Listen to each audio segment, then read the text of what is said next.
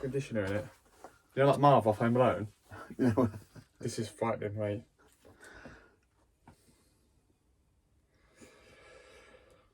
is that you? No, this, where's the picture of me with my hair all fluffy? So this is it. Look, that's when I've conditioned it. It goes proper. It's crazy, isn't it? And then this is like when it's just, if I just. Mate, that's a fro, isn't it? You look like one of them troll things. Them troll dolls that you see. How curly it goes. Imagine it. You have to go in pre-season and get your eye done. But then it can just go really flat like that if I put something in it. So I want to do what Alison's doing, and go a bit long and scruffy. So what are you going for? Yeah, the Alison look, yeah. Can you remember, was it Konchesky? When he grew his hair? Bald, it was a left back. Oh yeah, and it went all grey. It would be bizarre because he was bald, wasn't he? And then all of a sudden he had hair, and it didn't look right. I think he's still got it now. It didn't look right. Stephen Arnold had a hair transplant, didn't he? Remember when he did that? And he was going bald, and all of a sudden he had hair. Would you do that? No. Just grow it now. I'd rather grow it and have it all over the place. And with bits of bald patches? Yeah, not bothered about hair transplant. The only thing I do is my teeth when I finish football. Mm. Yeah, but there's no point in doing it now because I do it and then get one. No, my look, get a one-on-one, get smashed in the face. Yeah. Would you have it though? What them? No, not like. I'd have a brace and then just have them whitened. I won't go full Love Island. Yeah, I think it looks odd, mate. I think it looks good on women. Yeah, I don't think it looks right. No. On blokes. No, I'd have a brace and then just have them whitened. That's it. Looking at your teeth now. I can't stop looking at your teeth. Yeah, I don't do that. That's the thing. I just don't like them. Mine. I don't like that. The crossover. Yeah, it's just that one in the front there that sticks out. Sorry. But right, so have a seat then, dude. We'll discuss dentistry. Oh, look at that. Pouring. That's perfect for you. Oh. I'm not vain, obviously, but I'm always slumped. Hey, you look fine. Remember, in times of need. You got pink and I'm literally just putting it on so everyone thinks we're really sensible. Is it? Oh, it's Love Arts. Can we share, Angel? Well, can share, Angel. Can we? That's all right. How much do you want for this stuff? Prepared properly. Yeah. Told you the dungeon. Oh dear, is immune. Yeah. Would you step foot in here, mate? This is a nuclear. It's a retreat, though. Yeah. A goalkeeper's retreat. We need to get you a flat screen, so you just come and lock yourself away and watch football in here. Or can you watch it through there? You can, but I ain't got internet reception. It's because it's a bunker. It's lead proof. Yeah. It'll deflect any. There ain't nothing getting in here. Nothing's getting in here, mate. So yeah, including the internet, which is a pain in the arse. So I can't get that on. Yeah, so I have to watch videos. Taking it old school. You've got a good collection there. I've covered up. Look, see. Can you see what I've done? Oh, I didn't even notice. What's behind the bag?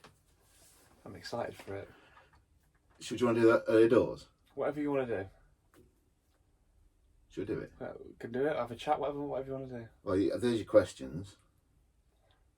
Obviously, we might go it's like away a set list, from... isn't it? Yeah. It's like a set list. It is like a set list, actually. It's turning back the years, mate. Or I can show you now and get the awkwardness out of the way. So if you don't like it, you got to sit here for an hour. I'm going to like it. Let's do it. Should we do it? Let's do it. We've waited long enough, haven't we? I feel like I'm going to propose to you, mate. So nervous I am.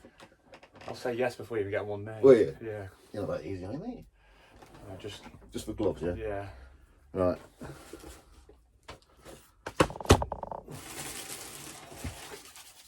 Right, I've done you a couple of different. I've done you a couple of personalisations to see which one you like best. You ready? This is an exclusive. Scott's never seen this glove, and I've kept it a secret. By the way, I've given full permission to design me a glove. Keep it a secret. Yeah. All based on Guns N' Roses and rock music, that kind of thing, wasn't it?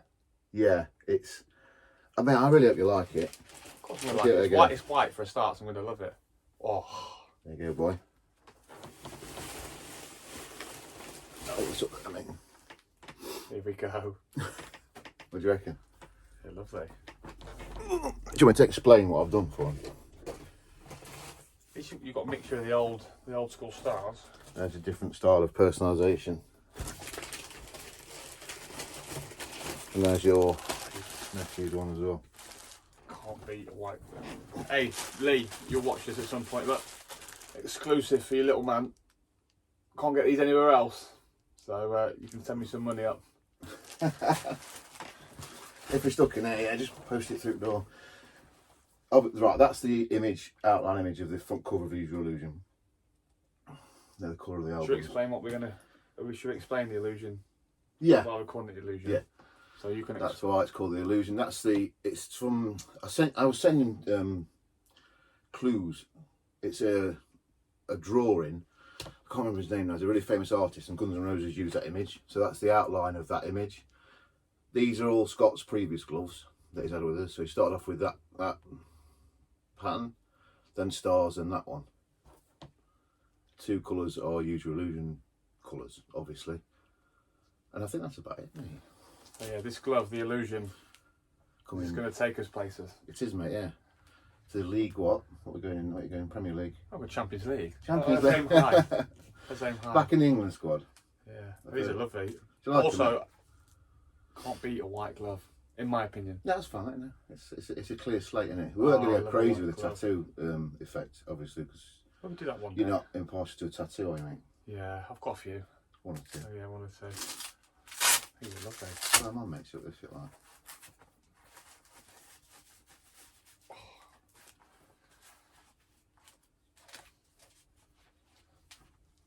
So I just won't be using them for about 4 months now. We're in quarantine. We'll do another video in like a month's time, and I'll be like as thin as you, mate. You used to be like bones on the chair. Me? I know. I've been building up to this for 20 years. This physique. It will. You're old school, like 80s goalkeeper, aren't you? Yeah. If anyone knocks into you from across, that's it. I'm feeling it. I know these are lovely. Do you like them? Yeah, lovely. You can have, obviously the strap doesn't have to be personalised because it's just a plain white strap. Like, look. You can see. Lovely, yeah. But, you know, you want your kids' initials on, don't you?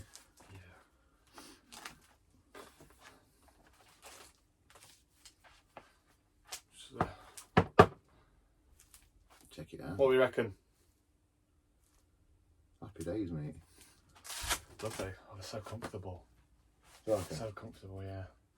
Remember when I was just purely a Rolls man when I met you? Yeah. And that was outside The the pub. Hawthorns when Jordan was just after his performance against Ipswich.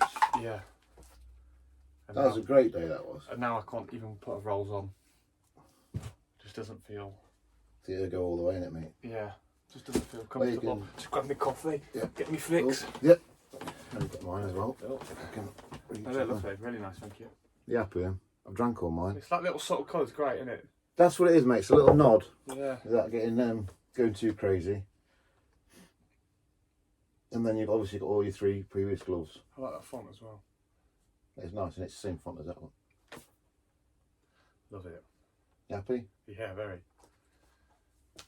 Very. And see Slipknot next year then. Yeah, we'll do it. I feel like it's awesome, wouldn't it, as a font. It'd be great fun, wouldn't it? Probably not everyone's choice in music, but me and you are rock stars, aren't we, at heart? Yeah, absolutely, mate. Yeah, we start a band, aren't we? When you I know finish? Lads loves his my Bon Jovi ads. Your Bon Jovi But he thing's likes really his good. rock music. Yeah, but I bet Jordan's R&B and hip hop. Jordan's like, no, it's quite. I think he's old school. I can't remember what he said in the end. I don't think he listens to a set genre. I remember. So he can be on keyboards. Yeah. Put it on keyboards. Or he could be like that mixer in the Slipknot, so he can do a bit of both, can't he? Oh, a bit like an Enigma, Yeah. like with headphones on, don't say yeah. be on deck. Just makes all the sounds linking together and that. Yeah. So what would you be on there? Vocals. Nah, not a vocalist. Guitar. Probably bass or drums. You can't be on drums, mate. No, probably bass then. That's my gig. Your drum, I'll be bass then, and just I kind can't of. play anything else. So you're on bass. Because aren't you? bassists can either be like dead like mysterious and just stand there, can't Yeah, they? Just be like, yeah. oh, they're the weird one. He can't play guitar, so he's just on the stage. It kind of doesn't matter if the bassist leaves a band. That's Yeah. a problem. Well, bassist and drummer can leave bands, and it's Yeah. all right. So Or we need they a can go mad, can't they? And everyone thinks, so the bass is a bit weird. It's a bit like a goalkeeper, isn't it? yeah. Well, bass and drums are the like goalkeeping Yeah. position of a band. Like the weird ones. But then the only bassist that people really know for being a bassist is Flea from Red Hot Chili Peppers, probably. Or Nicky Six. Or Nicky But that's Six. more because he's messed up. Yeah, but not from his bass playing. No, yeah, he's actually quite average, I think, apparently, from what I've read. Sting. He's a bassist. Duff from Guns N' Roses. Yeah, he's good. And then I'm struggling. Adam Clayton, U2. Yeah. Who's Slipknot's bassist? He's a new guy because the old one died, didn't he? Oh, of course, yeah. You don't see him anyway because they wear masks. We should just sat here in Slipknot masks, shouldn't we? Yeah. And do it that way. Guess who I'm interviewing today. Yeah. We need to, yeah. So you're on bass. I'm gonna have to do drums because that's the only thing I can do. Jordan on electronics. I think Ads is lead. I've never done that before, mate. It's because we're too rock and roll. It is, mate. Too hardcore for it. Well, when I did this remote, it did the same thing. Well, someone rang me. I didn't think it'd work, and I was a bit panicky. But that's working out. So I've got to Adams on what? Lead guitar. I think he's like might be lead vocalist as well. Do you think? Yeah. Just because I know he plays a guitar. Do they? Yeah. And I think with his Bon Jovi, like I think he really hit them vocals, wouldn't he? All right then. What about Jack? What's he doing?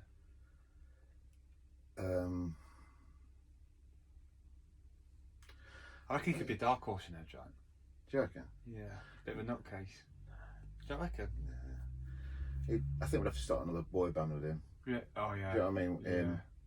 Even Jordan could be a boy band. And there's one called Alfie who's at Selston. He's we'll have him in boy Paddy's security, isn't he? Paddy Secura? No, Paddy's got to be no security. Not Secura. I thought you were taller than a girl, mate. You can lead us Security? in. Yeah, because he's from that area, isn't he? This full of You take no messing, will he? Yeah, Paddy head of security. Yeah. Paddy. Because you couldn't have him like leading the band, could you? No. Bless him. You could stand at the front of the stage like this. Yeah, looking hard. Just ready for a scrap. Yeah, I won't mess. No. I completely misinterpreted him the other day. He was telling me about his career. He came and picked his gloves up in his training top, and we were talking about his career. I said, I didn't know you like playing at QPR and Sheffield. He goes, I started at Borough with Dean Carley. I'm like, oh wow, I didn't know you played for Borough. He went, yeah, 133 times. I'm like, really? And I said, God, was it at the Riverside or because no, Bury. Yeah, Bury. But he sounded like he was saying Borough because of his accent. Played a lot of games. Yeah, he has. He was so good. His side volley was one of the best. His quality. Yeah. Really good keeper. His book's coming out soon. That's why he can't do this till after his book's come out. Oh, really? Yeah, he's got a book coming out in Christmas time. So then we'll start doing we'll do a session with him. Perfect. When the book's out. You got a book coming out? Not yet, but Well, you I do. could write a book off this season alone. But that's what I'm saying. What the inactive footballer? Inside the Hive, I'll call it, because that's another. Hey, I like that. That's Barnett's ground. Has it been eventful then? Yeah, it's been really enjoyable, but it's eventful. Yeah, I think being a footballer, I'd like, because I've played. I think Jordan will probably be able to back this up. I think and Paddy, because I've played in the Championship and kind of been around that kind of level, and then I've been right down to this level, and in between. No one's ever kind of done a book. I don't want to say so much an autobiography, but I think the general public don't understand, like, you drive to training, then you drive to the training ground, and you get the all the mud in the car, and people are going to think, oh, your car's muddy, but and then getting back and then you've got no dinner. I think it's not just as I think people don't necessarily understand the actual ins and outs of lower league football. Don't get me wrong, I'm not sitting here crying wolf because I love it and can't complain, but it'd be interesting to kind of go down that route, like a diary or an everyday routine of what goes on. Yeah. No, I was sort of like, before I knew, a few professional keepers or professional footballers, and you always listen to all this, do not know they're born, all this stuff, and you know, I don't think many people would swap places. No. Apart from for the fun of playing, but the pressure is huge. Yeah. And the rewards can be, unless you're at the top end of your game, it can be a struggle, can't it? If you hadn't been sensible, particularly now, you could be on your arse, couldn't you? Yeah, I think a lot of that I've got to give. I think a lot of that comes into your home life and how, I'm lucky I've got a good wife and a kid, and that's my reason to kind of play football. And I use this debate a lot in the changing room sometimes. If you're having a bad run. It's like you've got to have a reason, I think, to Yeah, play yeah. football. And Yeah. if money motivates you and nights out motivate you, that's fine. But use that as your drive. Mm-hmm. Whereas mine is to kind of, well, I've got to set up my family here for when I finish, kind of thing. So I think everybody's different in their motivation, and there's no right or wrong. That's interesting. But I think you've got to have, but like I wouldn't swap it for the world. I mean, I love it. I mean, you don't get any better feeling than walking out on a Saturday. I mean, played Woking last Tuesday night, and I don't care. So if we score in the last minute, I celebrate that I won the World Cup. But so you know when you're in the game. Yeah. But I'm the same when I play five-a-side with mates in the summer. Like I think I'm bloody Maradona when I'm playing a play out field. I take it so seriously. So I think anyone that plays football or that's been at a competitive level will back me up there. You can't just kind of switch off. And there's got to be a reason for you playing it, and mine's just purely for the love of the game. I mean, my missus hates it. I mean, she's buzzing now because all the games have been cancelled. But I mean, I'll watch anything that's on telly, so I'm going to have to download the old Premier League years or something like that just to wind it up. Yeah, mate. Borrow one of my videos if you want. Yeah, I'll get all sorts out. So it was like in the 80s. Yeah. That was really interesting. I was discussing about the fact that when I play my own games in the summer or what have you, I'm trying my best to switch off. Yeah. I'm struggling with it, to be honest. You know, because I'm like, it doesn't matter, but it does. In a weird way. I can't even when I'm sort of messing about with Jackson up back garden. It's like, yeah, I'm not going to smack it full pelt at him, but... No, I'm the same. I mean, all I'm thinking, like, obviously everything that's going on in the world right now, and then the only thing in the back of my mind, obviously, apart from making sure my daughter gets to school and everything like this, and my little boy's alright, is, well, when can I go for a run? I need to stay on top of it. I think because it's so driven into you. And like if you're passionate about goalkeeping, I personally find it hard to switch off. And then like we're obviously talking about Paddy, who's coaching again now. I bet he's doing that because he just misses the game. And I think, you know, if you look at his career, it could be so easily for. And obviously, I'm not speaking about him in any way. I just think, just assuming he's has one of the best careers you could ever wish for, you must miss it. Yeah, yes. Yesterday was it yesterday or Saturday? Saturday morning he came round and he put his top on, his gloves, and his just face just went because I really fancy a game now. Yeah. And it's like you're a long time retired, mate. You're a long time and not been able to do it. So putting the gloves on, that's why I walk around like with gloves on because it just gives me that little bit of a buzz. Look at now. I mean, you seem like I get in the car and you know when I come here with my missus and kids, and she's like, oh. Same thing every time. Like you don't understand. You don't understand the feeling of a fresh glove. Yeah. Right. This is. I'm sort of trying to open people up with this then. And who thought I was weird for smelling them? Someone thought I was weird for smelling gloves. Oh no, the fresh smell of a glove. And do you know what, mate? I admit this. This is really bad. I've took one to bed before. Really? Not in a romantic way. Just gone and slept in bed and tried them on. Smell of it, yeah. I didn't sleep in it, but see mine. I don't let anyone else put them on. Say in the change room, the lad will be like, "Can I wear them?" I'm like, yeah, but let me just put my hand in it.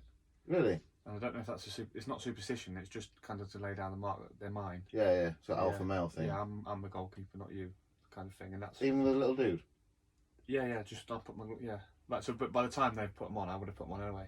So I always make sure I put my hand in at least one of them of the pair. And it's like. So yeah, that's a lot then. Yeah, because you know what lads, everyone thinks they can play in goal, don't they? Oh, right, yeah. But then again, I think I could play up front. I come in, I'm like, every game, how's he not scored that? The amount of times I say in a season, I'd get 10 in this league, easy. I'd score 10 a season, easy. Any good up front? Nah, can strike a ball, that's about it. Well, yeah, but headers. I went up against Dover last year, last minute. I've been up 3 times in the last year. Won all 3 headers, obviously 2 were like kind of 50-50, but I had against Dover, I was free, mate, edge of the 6, and I headed it wide. But I've tried to be too clever. I've gone, instead of just heading it down, I've tried to think, if I just glance it, he's got no chance. I headed it wide, like, last minute, it would have been 2-2. Was it a sitter? Yeah, it was a sitter, yeah. It was a really bad header. It's only showing on the footage. It's really bad. I want to have a look at it now. Yeah. Is it worse than dropping a howler? I should hit the target, 100%. It's such a soft header. It's pathetic, really. I suppose when you're trying to be you've got to make yourself look a little bit good, haven't you? Because just don't go up again, mate. But you've tried to be a bit clever now, have you? And you should just put your head through it. Oh no, I'm going up. Why when a keeper comes up there, it causes absolute mass panic. Yeah, it's like coronavirus. Everyone goes mental. I could do it more often. Would you do it more often? You could get back in time, couldn't you? Oh, I don't know. Yeah, but even when a keeper comes up against against you, I hate it. oh, you're like, Yeah. you're going mad. You're going absolutely crazy. It's only one extra body, and Yeah. they leave a body back anyway. Yeah. It should make no difference, really, should it? But I remember reading. Have you read Peter Schmeichel's book? No. He's got a book. I don't think many Has people know about it. And the first chapter's about him going up against Bayern Munich, and he's like, if I didn't go up, we wouldn't have got the equaliser because I caused panic in the area, and all this. And he's like, Stephen Cameron was like, don't you do that to us again, and all that. It's like, we've just won the Champions League, because he could have caused them to go and score. But then if you think about it, he's in bright green. He's 6'5" or whatever. Yeah, yeah. And people are just, when he almost gets his head on it, doesn't he? It's crazy how the amount of times it actually goes to the keeper. Yeah, isn't it? Yeah. Yeah. Well, it's different colour kits, I suppose. So maybe subconsciously someone picks him out like that. I remember Well, why would he bother looking for that? After I don't know. I'll get you the book. I'll dig it out. It's in my garage somewhere. It's a good read. that to me, I remember I played. It was in pub level. We were in cup and we were losing, and I went up and our centre half was bollocking me, saying, "Oh, what are you doing? What are you doing?" I was like, "It's last minute. Yeah. It's a cup game." He's like, "No." Yeah. And I said to him after, "What was all that about?" He goes, "Well, if it were league, I'd understand." I was like, "That's all the way around, mate. Yeah. If it were league, I wouldn't have done it." Well, I'm a big believer. If you're 1-0 down, I mean, don't get me wrong, I'm not going to be the next Pep Guardiola or anything, but if you're 1-0 down, you might as well lose 2-0. Yeah. You might as well go for it, and get a Especially draw. in a cup. Well, I just think you should go for it anyway. Like you play football to win games or get points, don't you? Yeah, but I suppose if you're that far down, I don't know. Is it I like suppose a lot of it would depend on, you could go to goal difference or how the loss or whatever. But I think the majority, and also it depends, because you 88th, 87th minute, you've still potentially got 8-9 minutes to play with stoppage time. I'm talking like if you're deep in stoppage time, then what's the worst that can happen? Yeah. So, my opinion anyway. That's what I mean. You go into management. Yeah. Would you do that? I love non-league, so I'd like to do it like. I reckon it's harder in non-league. Yeah, but I just love non-league football. I don't think it's enough credit, but especially like the lower down, like your Bayfords, your Carltons, your stuff like that. I think there's such a proper camaraderie. I think there's such a good atmosphere in them leagues. Whether it's because I've grown up watching my dad play and stuff like that. There's kind of there's no BS, is there? There's no. Everyone's there because they work 9 to 5 Monday to Friday. They want to play on a Saturday, and I think. Obviously, I'm not knocking the high leagues. I love it, but I just think there's something about non-league football. I'd love more people to get involved in it. Yeah. Or just, like a community spirit. Yeah. I mean, could you not set up your own sort of team at that level? Like where I'm in Southport, it's at the minute they've got good managers, good setup, good group. I mean, from under 9s up to I think first team now, there's about 20 odd teams, maybe 30 odd teams. But they ain't got a ground. They need that heart. I think if you had a ground and a clubhouse and a park, I know it all costs money, but if you gave these kids something to look forward to, or like a focal point, I think it does bring a community together. In my opinion, I think it's just a good way of socialising. I think a lot of non-league clubs kind of get just brushed to the side a little bit. You've got these old blokes that've been involved for years that pump a lot of money into it and don't get much back. That's a danger, isn't it? There's not much of a reward in it, and loads of clubs go bust and stuff like that when they're sort of chasing that. I don't know what dream they're chasing, to be honest. When you start paying players, that's where you've got to be realistic. I think. Yeah, that's where I think if for instance, I'm only going off Southport. I think if you had a good setup and if you had a place where, for instance, say me, for instance, if I was playing for Southport. And you could go down there, and your kids could go in the clubhouse. There's a park there. There's everyone could mix together, so you can make a day of it. You're not just going there for football; you're out for the day, kind of thing. Yeah, like they do with cricket. Yeah, and I remember my dad when he was at Gadden Miners. I don't know if it's the same now. They built a new clubhouse, and after every game, the families were in there. There was chip cobs, and you weren't just there from 3 till 5. You were probably there till 7. It was kind of a day out. Yeah, and I think if you did that, the club generates more money. Your families are out. It's just a good way of everyone getting together. But I think it also makes people want to come play for you, I think. Yeah. Whereas if you start throwing money at it and you don't go up, then in the next season you find yourself bust and stuff like that. So that's just my opinion. I just think there's just a lot more love that can be given to non-league football. Yeah, like a community club, I suppose. That would work in your area, would it not? Yeah, it's just finding the premises really, because at the minute they play in a public park, so it's a tough one. Yeah, I suppose with it being in Southwell, if you want to build anything on it, you're going to have to have some serious wedge behind you, would you not? I know, but then I'm thinking where it is on the park, it'd be the perfect place because you've got the kids' park behind the clubhouse, you've got the kind of grown-up, you've got the extra, so you're all in one place. Yes, you might say, but it's a public park, people walk. I mean, for the sake of one field for someone to walk around, instead of walking across. Quite a big bit of grass, isn't it? Yeah, it is. Yeah, but there's too many politics in there and stuff like that. I think so. And then if you go out of the village, then you lose that kind of community. Yeah. The good thing about people can walk down, and you look at Carlton Town, it's kind of a great area, isn't it? Yeah. A great area for them, and that's kind of what I think they've got to kind of base it on, really. Just a nice, simple, non-league ground, and see where it takes them. That'd be awesome. I should plan for the future then, mate. Yeah. Scott Loach Stadium. Glue Pro Arena. Glue Pro Arena. Yeah. I like Or it, the mate. Glue Pro Globe. No, not Globe. So everything arena sounds good, doesn't it? Yeah. What do you think?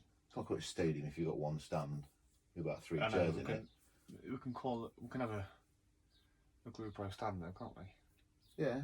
Instead of the cop end, the Glue Pro end. Yeah. Yeah. You're the GM today. Yeah. But no, yeah, I think there's a lot That'd be great. of wouldn't work can be given to non-league. it? Yeah.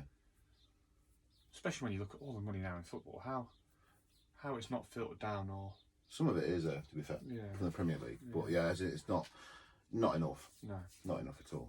no, But yeah, grassroots is Mm. the will suffer, and it's a bit worrying that when kids stop playing, the drop off's huge now. There's not many adult Yeah. teams, no, and the standard isn't crash up. no. You're cold. No, I'm alright. You sure? Yeah, fine. I Yeah. thought it might be the time to introduce. The Glue Pro Look at this. It gets wrapped up. I haven't got shorts on, mate. That's why I look. Look at this. Actually, alright, mate. I'm all right, to be fair. I'm just noticed you're hugging yourself, mate. Look at that. You can now hug yourself in comfort.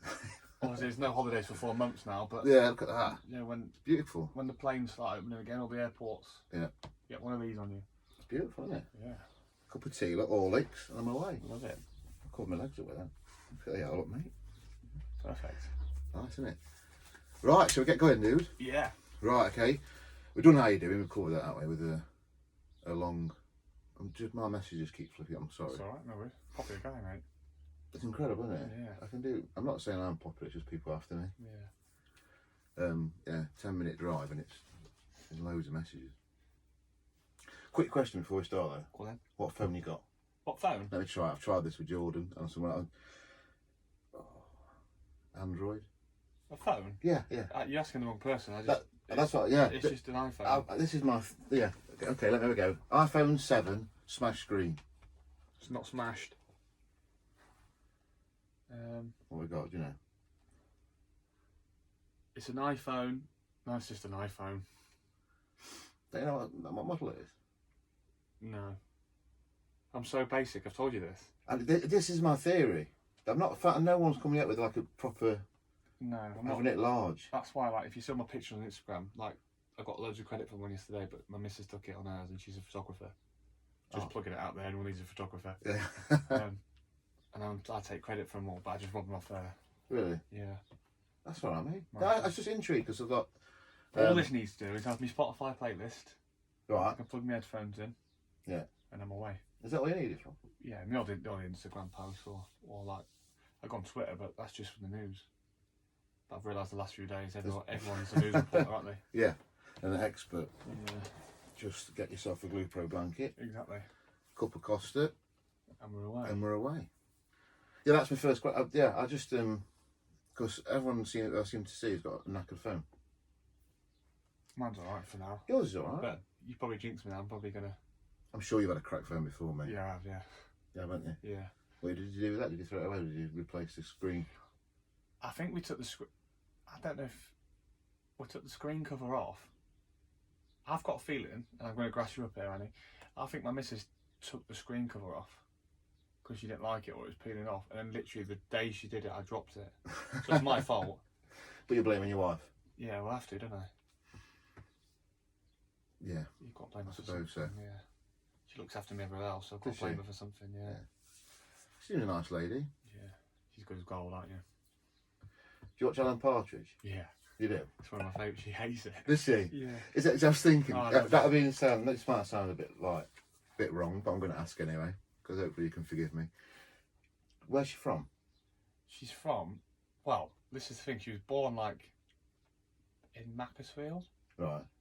Grew up in Stratford Right. upon Avon. Is that right? Birmingham way? Yeah. And now she's there. she's in Nottingham, that's like Southall. She lived in Southall. What's her accent? I don't really say she's got one. Really? Yeah. I always thought she got. What's her name again? Anuska. Yeah, that's not a No, Macclesfield name. No, I think she's. I don't know what it's. It's a Polish Russian. Is she? Oh, she's Russian. No, She's Polish. And I'm Scottish. You completely throw me then. My questions didn't.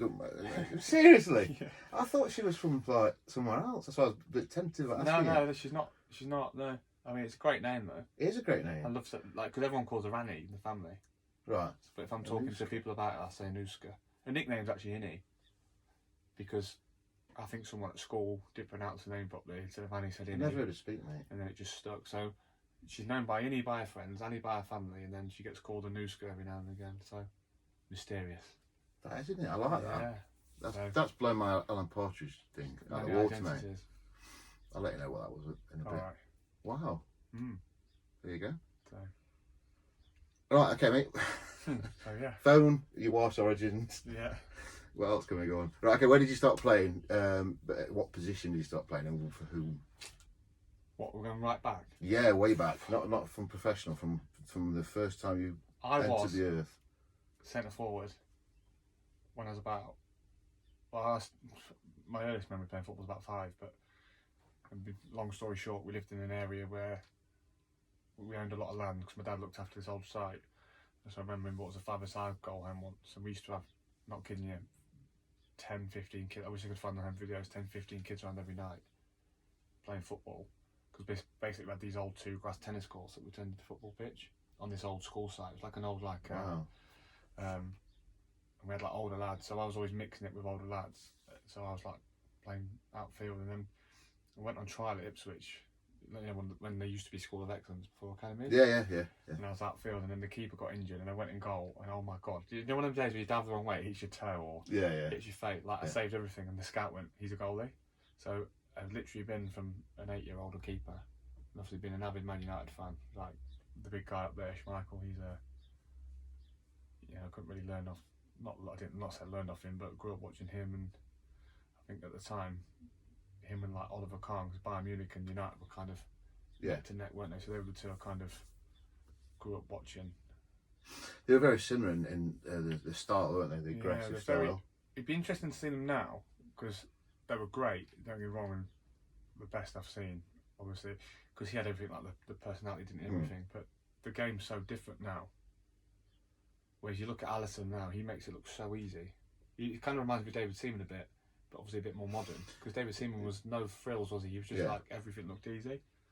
I reckon that's the way it's going though, mate, to be honest. Yeah. I don't think they want to keep to bollock him every 5 minutes. No. At that level, I think you have to be calm and collected, and there's no need for that anymore. That's why when I watched Liverpool the other night, like I like Todd Black because he just saves the ball. He doesn't get carried away playing out with his feet. And I know the modern teams, you have to play like your Edisons and that are brilliant. But Atletico Madrid went through the other night because he literally just saved everything, didn't he? Yeah. And I think we kind of forget about that, don't you, as a goalkeeper sometimes. I think first and foremost, keep the ball out of the net, which you can kind of say he did, and Oliver Kahn did. But yeah, so obviously 8-year-old watching obviously the treble winners, weren't they, United back then? So watching them growing up kind of just made me think I'm going to be a goalkeeper. Well, what year were you born then? 91? 88. 88? Yeah. But my dad was a keeper as well, like non-league. Was he? Yeah. Who did he play for? Like back in the day, he played for Hucknall. Yeah, but played for Braintree actually, Braintree Town. Okay. Well, he played a good level non-league, like FA Cup first round stuff like that. He weren't too bad. I won't give him any credit because he'll milk it. But he was.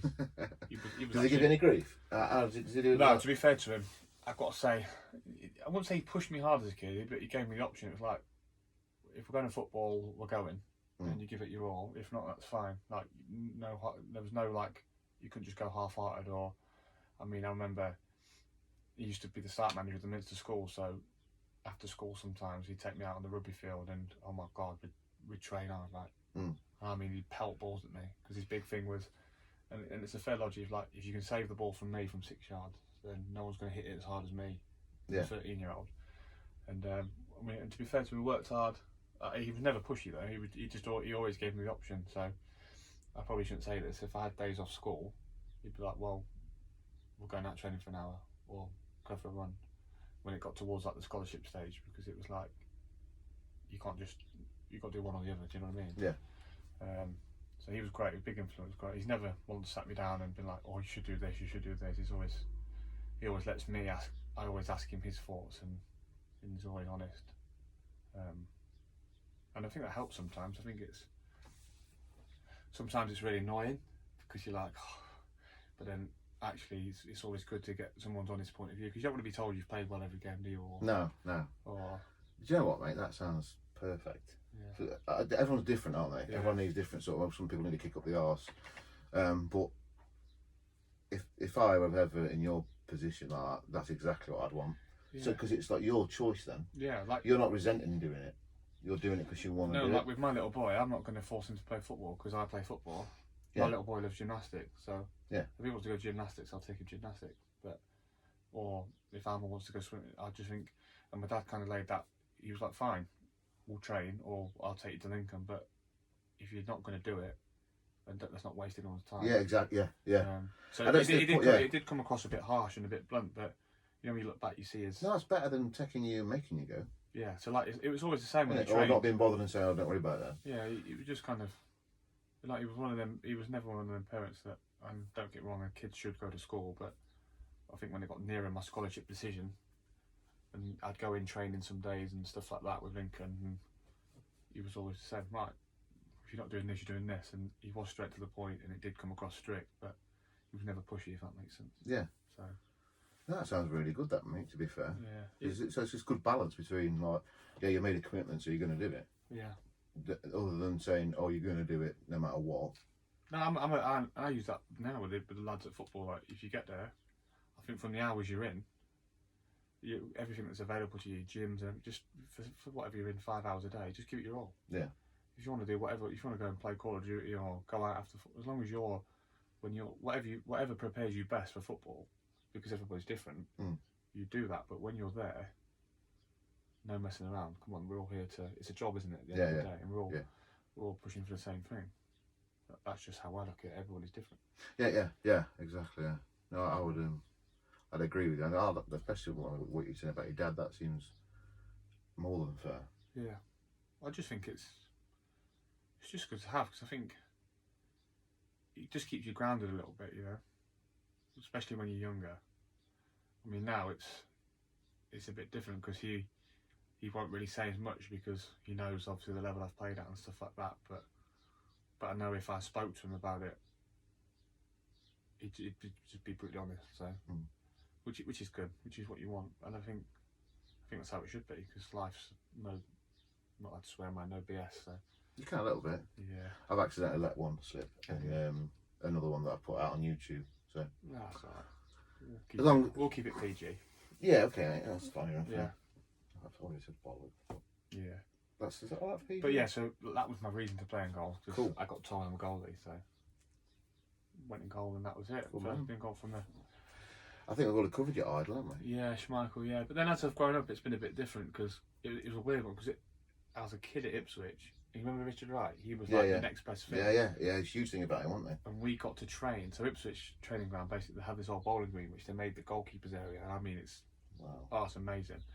And I think it was towards the end of one season. So my dad, and some of the other kids that were training, their dads, we all got to join and have a five-a-side, like an end of season thing, even the parents. And Richard Wright was there, and he did it with us. And I just think, seeing him in the flesh as a kid, and then when I went back to Ipswich, he came in to train just to keep fit. And it was kind of like, I'm the number one now, and he's just here training.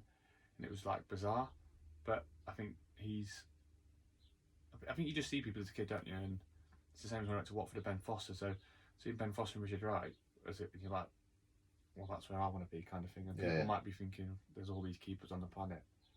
But when people take you under the wing a little bit and are really nice to you as a kid, then I think that's kind of, I always thought to myself, I can get to their standard. Yeah.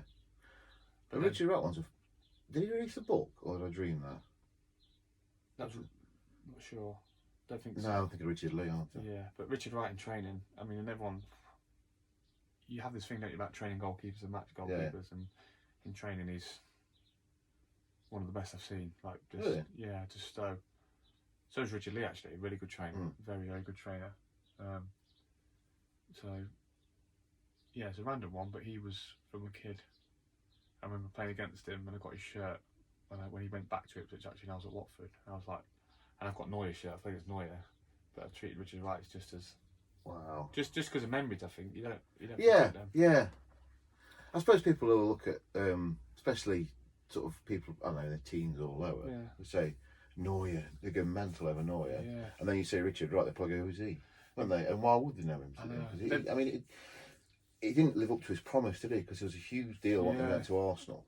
And it just didn't work out for him for some reason. No, it didn't, for whatever reason. And you could tell about a lot of keepers, couldn't you, really? And but then if you look at the flip side of that, and I know it's not always about the amount of money and the living he's made out of the game. Yeah. Never thought so. In his eyes, he's had a successful career.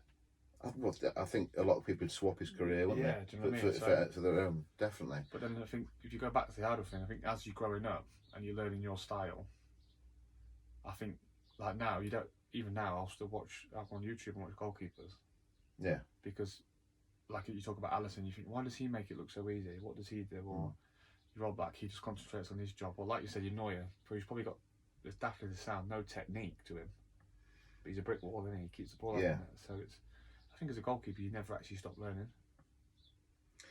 Yeah, I don't know. Everyone has sort of their own say what they like about a technique, and it's just what's pleasing to the eye, isn't it? Yeah. I think it's like, I'm not a huge fan of Neuer's technique. I think he's too wooden. Yeah. But he's a great guy. I admire him for a goalkeeper. Yeah. So I don't know who I like at the moment. So I used to dive as well. Like every goalkeeper dives different, don't they? Yeah. I'm a Man United fan, but you can talk about De Gea and that. But I'm gonna be honest, I love Alisson. Yeah, he's been awesome. I just think he's. There's a big. I've discussed this before with other people about. Look who wins the league and then look at the goalkeeper. Yeah, and I always judge. I mean, I love Oblak, and obviously he's proved it against the English teams. But I think until you play in the Premier League, I just think because of physicality, I don't think you can really be judged. I think, in my opinion, right. I mean, like Ederson, he's brave. He's one of the bravest keepers. He's a lot of keepers come out now and do the star, don't they? He's head and hands. He's he's a rough. He's from the favelas, isn't he? And he'd just scrap him. But I think. It's hard. You could, if Fabianski, I know he had a bad game against Liverpool, but I think if you play so many games in the Premier League, you're not a bad kid. I don't think you can't. No, you can't be. No, you'll be found out, wouldn't you? Yeah. You'll be found out after one game, wouldn't you? Yeah. About certain things nowadays, it's positioning and. You can look at a lot. I think if you're doing it in the Premier League, and I know people have their opinions and stuff like that, but you're a good goalie, aren't you? You've got to be, aren't you? You're a good goalie. It's as simple as that for me. Cool. So everyone in the Premier League, and Schmeichel and Neuer and Richard Wright. Well, yeah, I won't even. I think you could look at every goalkeeper. If you can't look at a keeper, I'll pick something from them. Yeah. And you have to respect them because you know what they go through. Yeah. And they're at the next. Well, they're up there at the highest level, and they're doing it week in week out. And there's a reason they're there. Yeah. And I think that's sometimes what people forget. You're not just born and put into a football team. You dedicate your life. Do you know what I mean? Yeah, that's what annoys me a little bit about supporters not realising the dedication. You couldn't blag it, could you? No. You can go out now and get absolutely rat arse and then go in and do it continually. Yeah. And go into training, steaming. I mean, then again, Ben Foster's a freak. I remember at Watford, he is just. You don't get a concept on TV of how big he is. No, you don't do it. Not like muscle bound, but his natural body frame is wide. He's 6'4". He's just a freak. He could. The Troy Deeney said he never trains. Do you know what I mean? And obviously, I know he's had his knee, but again, look at him at 36. Yeah. And how he's performing. That's a gift. That's a talent. Do you know what I mean? Yeah. That's what I'm saying. That's why. I know you can talk about your Alissons and all this in the world, but if he's 36 doing it week in week out, why can't you look up to him and see? Yeah. And see why? Do you know what I mean? I always think it's very genetic based. I think if you're genetically fit or you're genetically built well, you've got a massive advantage. Some people have to work really hard on it. Some people don't have to work at all on it. No. And sometimes by working on it can be a detrimental effect. Yeah. And you have the flip side of it, kind of like for Jordan example at Forest. Muric has come from Man City. Yeah. And you say there's nothing between them. Yeah. But he's, like you said, he's 6'5", he's Slovenian, so he's got the opportunity. Yeah.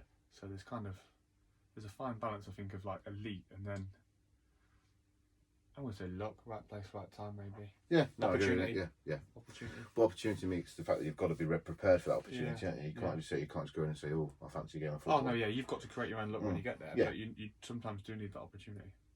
Well, yeah, there's a lot of. I mean, I spoke to Mark about this and Jordan as well.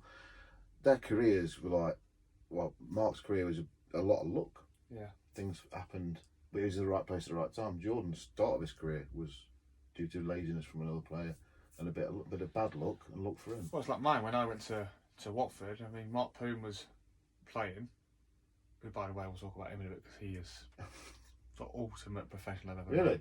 But he came out and broke his collarbone. Richard Lee was injured at the time. Alex Chamberlain just stepped down, so I was the next in line. So I played.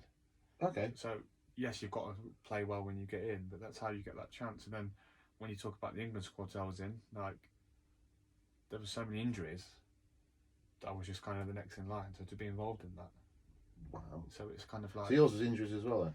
yeah. I mean, when I went with England, someone had a back spasm. When was it? About 10 years ago? Was it Paul Robinson? No, I was with Rob Green. One time I went with Joe and Ben, Joe Hart and Ben Carson. Yeah, so Carson's uncle or somebody died, and Joe Hart had a back spasm. Okay. Because Ben ended up playing. So yeah, that was right. Yeah. So Ben Foster. And then me and Frankie Fielding went. Rob Green. Oh, the Ben Foster, Rob Green, and me one time, and then Yeah. I was with Ben Foster and Joe Hart the other time because Scott Carson's somewhat had a family bereavement. So. Wow. To look back and people can say, be brutal. People can say what they want about me. I don't really care. But I've had the opportunity to be there. Whether people think I should have stayed there or people say I've I don't. Everyone's job's different. Absolutely. No, you've reached a very, very top in many respects, haven't you? With it being, you were what, 5th in line? Jesus, top 5 goalkeeper in England. So, that's not a bad thing to have, is it, mate? No. I get excited about winning goalkeeper a year in football. People always have their opinions, but no one can take that away from me. I mean, like. But someone has made that decision who's got a lot of experience. Yeah. And you're top of your game then, I suppose. And that's like, I played in the European final for the 21 and probably had one of the worst games I've ever had. But I'm not ashamed. I still admit, I'm not going to sugarcoat it, but no, actually, the defender should. Like, I know when I've had a good or bad game, but no one can take away the fact that I've played against Neuer, Ozil, and all that in the final. Do you know what I mean? So it's, whether you have a good game or a bad game, it's still an experience. Yeah, it's still an achievement. No, I agree with you, mate. So. Quite a high, of course, a very high achievement. Yeah, well, to be honest, I think I've just played 150 consecutive games. I'll take that as a better achievement. Do you know what I mean? It's how you value things, isn't it? Yeah. I suppose so. Yeah. Do you want a moment or do you want a career? It's everyone's opinions a bit different. So right, would you take 2 years being a full England international, like playing, and then it went all pear shaped, and you were sat on bench at say Norwich? Or what you've done now, you're playing 150 games on the spit, and it's probably an easy answer to say that I'd rather play games. But it's a different. Take away the money. Take away your legacy. What would you go for? Obviously, you want to put. Obviously, you take the England and Norwich thing, but then if you put everything into account, so if you go back to when the whole Tottenham transfer came up, I wouldn't have met my missus and had my kids. Yeah. So it's kind of like. Obviously, I'm not going to stand here and say, "Oh God, obviously, I'm really happy. Don't get me wrong. I'm really happy in life. Don't get me wrong. But it's like, and you never know what could have happened as you go to Tottenham, do you? Because at the time, Gomez was flapping around and people getting an opportunity. But who's to say that anything could have happened going down that route? It's quite scary, isn't it, to think like that? But you'll never know. But I've been dealt the hand I've been dealt with. Mm. And you are where you are for a reason. Yeah, I've had ups, I've had downs, I've had a Rotherham where I wanted to completely quit the game because I just enjoy it. And then you're back, and now I'm enjoying it more than I did when I was an 8-year-old. Do you know what I mean? So it's So it's kind you definitely need to write a book, mate. Yeah, it'd be interesting. I just think because from being I've got a lot left in me yet, though. Yes, yeah. You know, yeah. Do it in 10 years' time. Yeah, I think actually the biggest thing for me, like the most simple advice, is sometimes the best in it. Mm. Remember Ken Pilkins said to me, he was like, just don't go chasing things as a goalkeeper. Like you might be winning 4-0. Yeah. and you want to get excited, and then you come running out and everyone remembers the goal you let in. Yeah, yeah. But his big thing was just do your job. And I think since then, at Notts, I went to York on loan, and it's just been Hartlepool again, now Barnet, and it's kind of been really consistent and enjoyable just by taking the most basic info in. You know, I had a goal, because when I went to Hartlepool to follow on from that, I had a German goalie coach, and it's strange that he was actually in the Bayern Munich squad with Kahn in '96. He never played, he was like number 2, number 3. But he said all Oliver Kahn did was every day, nothing technical, people just shoot at him for all different angles, shots, save the ball, and he's just like, are you happy? And you're like, yeah, I'm happy. Your family happy? Yeah. He's like, well, just keep the ball out of the net then. And it's as basic as that. Yeah. And you think, you can filter it all the way down, but goalkeeping really is about doing your job, isn't it? Yeah, that's what you're keeping the ball out of net, making the score 0.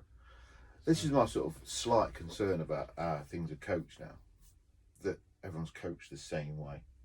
Which I think, if you've got a rough diamond who can keep the ball out of the net in a way that's probably unconventional, it concerns me slightly that we're not going to see like all the best keeper. Schmeichel's completely unconventional, isn't he? Yeah. And he was the best keeper that I think there's ever been. Well, it'd be interesting to see Jordan's point of view, because Jordan's a lot younger than me, and obviously a bigger club. But I think my point of view, I've always been I've not always been taught. I got told a few years ago, why can't you structure your training? And it's like, what do you mean? It's like, if you're playing, so like if I turn in on a Monday, I'm a big believer, I need to work hard to feel better. So some keepers will come in, so we've got a young Latvian kid who's been on loan, and he comes in, it's like, no, I need to chill, and he's been in great form, but that's his way of preparing. Whereas I said to the goalie coach, can we do this? Because I need to feel like I've done a lot of work to kind of flush it out of the system. So I think that when you go back to the coaching thing, I believe that you should always be in constant dialogue with your goalie coach. Yes, there's stuff that they see that you want to work on. Yeah. But I also think you should dictate what. So especially on a Friday.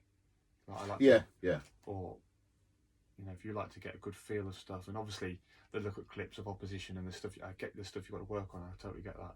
But I also think there's got to be like a bit of balance where you think. So I think, I need a blow this week, but next week I might just need a complete chill. Do you know what I mean? So I think there's got to be that understanding, instead of just saying, right, you're going to get a back pass here and clip it out there, and then you're going to get a cross, and do you know what I mean? There's got to be a bit of realism to it, I think. That makes perfect sense, mate. But that's just my opinion. That's why goalkeeping's so. Yeah, I feel like I'm agreeing with everything you say, which is not because you sat next to me. I just agree with you. I just keep thinking of Jordan, because Jordan's at Forest. So yeah, it makes complete sense. So it might be totally different the way they work. Do you know but at that level, you're not going to go, I've got the day off, let's go and play. Oh, you're going to be like, I really want to work, I want to improve my game, because it then improves your chances of improving your quality of life, all that sort of stuff. So you don't want to toss it off, do you? No, because there'll be sometimes, like for me, if you're playing on Tuesday night, after playing Saturday, Tuesday, you come in on a Thursday, I think I'll do a bit of a flush out with the goalie coach, and you think, yeah, I feel good now. And then when some of the lads go into the small side of game, sometimes I think I don't need to do that, because if I get peppered, you've just ruined all. Yeah. You know, you're just going to go in thinking, oh. But then you can have the flip side that where you think, sometimes you think, well, I need this. I think it all just depends on how you feel, especially if you're playing. I think. Yeah. I think it all depends on how you feel. You could be a manager, mate. Maybe a goalie coach. Yeah, start off a goalie coach and build your way up. Yeah, like Tim Flowers has done. Yeah. Yeah. That'd be a good thing. I think you should do it, mate. You're the biggest influence on your career, have we not? Yeah. Your dad. I'd say my dad. Anyone else? My whole family. Like now, it's it's my kids. You know, it's just I think they'll be buzzing. Like, cause now they get to the age where they see me on the telly, or they'll do whatever, and they'll like actually they'll be on, and it's not me, but they'll see a goalie in a yellow kit, and they'll be like, Daddy, yeah, it's me, yeah. But no, I think. Have you blagged it a few times? I wouldn't say they're influencers. I say it's like motivation, drive, and motivation. Yeah. That's for me. It's. No, it's the same sort of thing, isn't it? Influence and motivation. I get in on a Saturday after winning a game, pick up a pizza delivery and that, because that's my favourite. Me and Mrs. love a pizza on a Saturday. Yeah. And you sat down, and then you your kids take your pizza, but there's no better feeling. Do you know what I mean? It's like I've done them proud today. It's kind of. Does it affect you if you lose? Depends in what circumstances. Right. I get annoyed when you can't. You know, when you have a really good game and there's physically nothing more you can do, but you might lose. you can go away thinking, well, I get. But you know when you. So we've had a game this year where we lost 2-1 to Stockport, and we battered them, and then they scored 2 goals. I think like 86th and 93rd minute. And none of my fault or anything like that. But you know, when you can't physically affect the game. Yeah. But you've let 2 goals in. Yeah. You're just thinking, oh, why did that happen? And it just kind of plays on your mind. But I think because I have a 2-hour journey home, by the time I get home, I'm all right. So.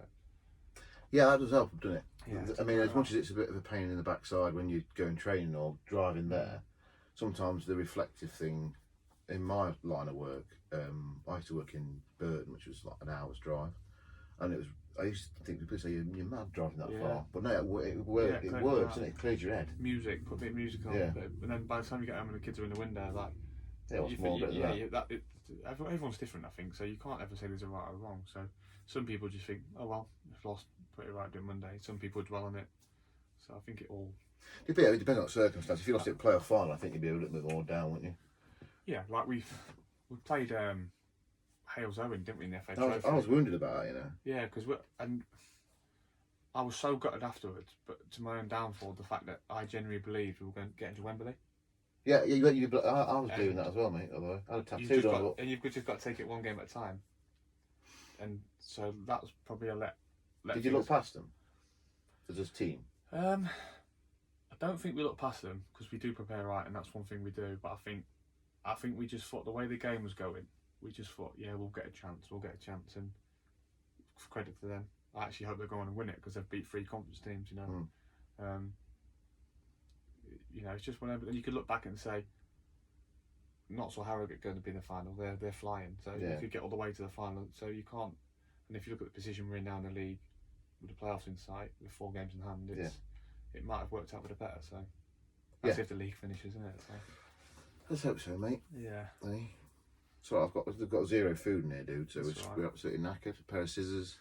Do you think we could do some tattoos? We don't need it, do we? Yeah. No, mate. So. A game of football, forget that board. Yeah. Goalie wars. Yeah. We'll be warm anyway. Right, cool. Your best save, and then there's going to be, obviously there might be quite a few, but what I kind of was discussing is your best, most important as well. That's a cracker, and it meant something. There's a few you can take. If I go back, I mean, Watford. If I start at Watford up against Tottenham it was the Carling Cup then. Was it Carling Cup? It wouldn't have been Worthington, would it? That's ages. I might say Carling Cup. Yeah, everyone knows what I mean. And I made a save from Aaron Lennon, and I think because that was only like my 4th game in, that kind of laid the marker down. That was like, oh, he's not just a young lad, he's a good keeper. And then, so that was a good one. Ipswich, I saved a penalty at Portman Road. I think that was my 4th game in, and that was like last 5 minutes. I think that's on YouTube. Yeah. By a fan. Yeah. Is that the one? Yeah. So I saved the penalty, and it's kind of like, because I used to grow and watch him as a kid, I think that was a special moment for me. Did he shank the rebound? Hartlepool. You can go to Hartlepool because we had a bad start, and then I made a double save against Guiseley, and people thought, you know, I think Paddy was there actually. I remember him tweeting it, and then like Barnet this year, the start of the season, we're 1-0 up, and I saved a free kick, and they're not, like you said, they're not necessarily the greatest save you'll make. I mean, like you had that one and the one against Chesterfield at the start of the season, which was probably up there one of the best I've ever made. Just because it just lays the marker down, I think, and especially when you go to a new club or you're in, people like, oh, I think if you get that out of the way early doors, it's better to make a mistake, isn't it? Yeah, and I think because like especially Yeovil at the start of the season, we won 1-0, and it was a free kick, and it was a good save, but it's one of those saves as a keeper you think, well, if he does score, I don't think anyone looks at you, but you look at yourself. Yeah. But then when you go and everyone's like, oh, great save, you're kind of thinking, oh, well, I've started off on my foot's on the ground here. I've started off well. So I wouldn't really say there's necessarily a best save I've made.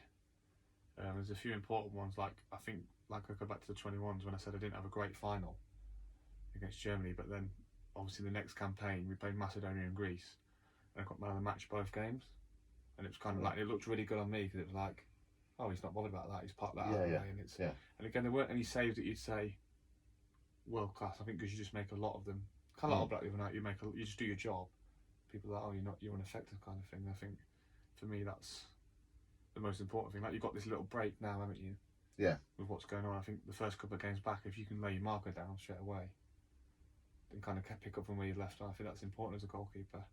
Yeah, it's maintaining mental strength, isn't it, really? You just have to look at, I keep going on about him because I think he's the best in the world. Alisson, he had the first 11, 12 games out. I think Liverpool they were winning but not keeping clean sheets. He comes in, picks up where he left off. Do you know what I mean? I think it's a massive thing. Yeah, he's as I say, I think there's a reason why Liverpool are doing so well, and he's a massive reason for that. It's a huge, important position that I suppose not getting overlooked anymore. But yeah, he's been brilliant, hasn't he? Yeah. Something else. Your best game you've ever played? I played for Watford against Blackpool away. I think this was 2010, and I got a 10 in the paper, which is rare, isn't it? Really? We lost 3-2 as well, so let 3 goals. Oh, in. mate. But You should have beaten them because they beat us in playoffs. But they had 24 shots on target, so we lost 3-2. You got a 10? Yeah, it was one of them games that was just, I mean, like I said earlier, there was one shot that I spilled and I just threw myself at the rebound and it nearly knocked me out because it hit me in the face. It was just one of them days where everything seems to go in. I remember we signed a Scottish lad, Stephen McGinn, who's now at St Mirren, and he said, Jesus, I thought we had Casillas in goal. It's one of that. And I always remember that thing because I think, I must have been good then. Obviously, I'm not Casillas by any way, but I think every goalkeeper, whether you're a five-a-side goalkeeper or you'll always have that one game where you think, God, how's that not gone in? It just hit me or whatever. Yeah. And that's the one that sticks out for me. I'll get a 10, mate. It's going to, isn't it? Yeah. But then it was the season Lee Camp got player of the year for Forest. Yeah. And every time I had a good game, I was thinking team of the week today, he'd have a good game. And because he was frightening that season, wasn't he? Yeah. So it was kind of. But I remember the game where you came to Forest and did us 4-2. Yeah, on Tuesday night. Yeah, it was horrible, that was. Yeah, my cousin didn't speak to me for about a week. Yeah, I was like, and Lee can't very good on that night, mate. No. I think you trumped him on that one because you went one. Did you go 1-0 up then Blackstock equalised? Yeah, right on half time. Yeah. And then was it Tommy Wright? And then we went 2 and 3, went up quick succession, didn't Vidra? Was he there then or not? Or Tommy Wright? I think Cleverly got the winner, didn't he? 4-2 to finish it off. I remember we went 3-1 up, and then Adibola scored late on. Yeah. And we was thinking, panic stations. Then we went and scored to make it 4-2. Yeah. Because we had a very good I used start. to love playing at Forest. It's a great ground, isn't it? Yeah, and not many people are great like this, but I think Forest and Derby they've both got good fans, good grounds. It's just a good place to go and play football. Forest is better though, isn't it? Yeah, Forest is traditional stadium, isn't it? Yeah. Lovely setting. That's why I love QPR. Yeah. It's tight, it's old. Yeah, the kits as well. I love QPR's kit. It's next to the pitch, that's why. Yeah, it's right on top of you. I think the good thing about Forest with a big stadium as well is you get a lot of fans. Yeah. I mean, I've played at the Riverside before, which is lovely, but not as many fans. And it's kind of like that's why QPR, it feels like there's loads there because they're just on top of you. Yeah. That's why Portman Road's so good, Carrow Road's so good, like the old traditional. Yeah. Carrow Road actually is probably up there. I've never been to Carrow Road, you know? Yeah, it's probably up there in my top 5 for play out, I think. I just love the original, yeah. Oh, okay, that's not on the thing, but because we've gone through a couple of questions without me even asking you, which is good. Best ground you played at? See, I played at Wembley, but it wasn't full. And obviously I've been involved there when it's full. Yeah. But Wembley's great, but to play at, I love Stamford Bridge. Again, it's like Forest. It's like old school. Yeah, yeah. I know it's been modified a bit, but when you're inside it, it's like a proper football stadium. St James's was good for the atmosphere, but I didn't like the pitch. It really disappointed me. It just like really let me down. Do you know what? When I like the random grounds, so like Scunthorpe's, like you said, your QPR. The Sheffield United's ground. Love that ground. Love playing. I don't think I've been there either. Love playing there, like proper football stadium. stadium. Did I ask about Ashton Gate? Should have a game. I played there before it got all redone. Carrow Road, Portman Road. Villa Park? Oh, Villa Park's great, yeah. That's up there actually. Hillsborough? Yeah, I wasn't too sure on it for whatever reason. You just get a feeling, Watford, I think. Then. Is Watford a good ground? It's good now, Watford is, yeah. Is it? It's good now, but at the time, obviously, really, one stand wasn't working. Oh, I remember that, because when Forest played one of McLaren's first games, you stood on the scaffolding. I played in that game, yeah. Did you? Yeah. 1-0? Miller? Yeah. You had a bad start in that season. as a team, if I remember rightly. Forest were rubbish. Yeah, we as did, well. because I think Dicey was under pressure. Funny enough, you look how he's done. Then we went and beat Brighton and Peterborough on a Saturday, Tuesday quite convincingly, and that kind of turned it round. And then we ended up having our highest finish in years. Oh, okay. There was talk of us getting the playoffs, but we just kind of filled off towards the end. But it's yeah, we did have not a bad start. We drew a lot. But yeah, that's a good memory that from here. Yeah. Yeah. I didn't know you were playing that one. Yeah. I heard it scoring. It's on live on Sky. Yeah. The Claren Whip. Actually, me and the left back got in a bit of a mix up. It was a messy goal, if I remember. I shot it away, he was unsure, and then I still came and I shot it away in a minute, one-on-one, wasn't it, and then just tapped it around me. Like an angle, so Yeah. that's a goal you were there, weren't you? And he was really close. I remember it was a messy goal. Yeah. I remember that. Mate. That was when I was going to Forest regularly. I mean, I remember definitely the Watford game when you beat us 4-2. I had a few games for McGugan stuck one past me from about 40 yards. It was that when he went on that run of just putting stuff in top. Oh, did that one against Ipswich? Yeah, but then the week after he did one against us, remember? Yeah. All our analysis was don't let him shoot. And he's cutting. Yeah. But I think that was payback because I broke his cheekbone in that 4-2. Was he either broken? Yeah. He had a mask on, didn't he? Yeah, but I went and see that, and I've known Lewis from a kid, so I felt really guilty, but there's not a lot you can do, is there? Like, again, a career, but what a player if he could be arsed. This is, I don't know if you're your mate, so I don't want to be too harsh. He had. But my God, that goal against Ipswich, 40 yards. I mean, top corner with a free kick. Technical ability. That Forest team was really good, right? Like Chambers, McGugan, yeah. He was absolute quality. If he had have you heard the Paul McKenna on the Kosh podcast about McGugan? He told him a trick how to trick the scales when Billy Davis was there. Okay. So he'd change the tear. So he's always in weight, and he never was. Oh. And then they put these electric scales in, and he was a stone overweight. Oh. Billy Davis said, right, I guess if he's put a stone in a week, he had to put it over the years. No, we've got a great player, McGugan. Yeah, really good. Really liked him. What do we say? We were best grounds then, so if you had to pick one. Or would you be your home ground to play? Oh. Good question. That I've been to. That you've played on? Yeah. Villa Park. Villa Park. Just because it's a mixture of everything, isn't it? It's just an iconic ground. You don't realise how big it is until you're there. It's a bit old school. I mean, I love your Swansea's kind of ground and your Derby's kind of ground, like I said, but your Village, your Forest, your Ipswich and your Norwich, them kind of original stadiums for me. There's something more to them, isn't there? Yeah. Yeah. Obviously Wembley's unreal, but if you're talking proper football ground, then yeah, I'd say Village just pips it. Then randomly QPR being there, so. You got half a chance, mate. You're still playing though. Oh yeah, plenty. Yeah, get myself back there. Get yourself to QPR. Yeah, it'd be nice. Just get your foot in the door as a 2 or 3. You never know what happens, do you? You could do that, mate. I'm sure. Do you think you could? I think you could. Yeah, I back myself, but it's opportunity, isn't it? I'm not desperate to kind of say I'm going to go play a season in the Championship, but I firmly believe I could get in a squad and then push them and see what happens, especially with my experience. So, just I think what I'm doing at the minute is keep playing and keep people talking. That's the main thing, isn't it? Yeah. Keep yourself relevant and then see where it goes from there. Yeah. Good bit of advice that one from Pilkington. I like that. It's good that. Best goalkeeper you ever trained with?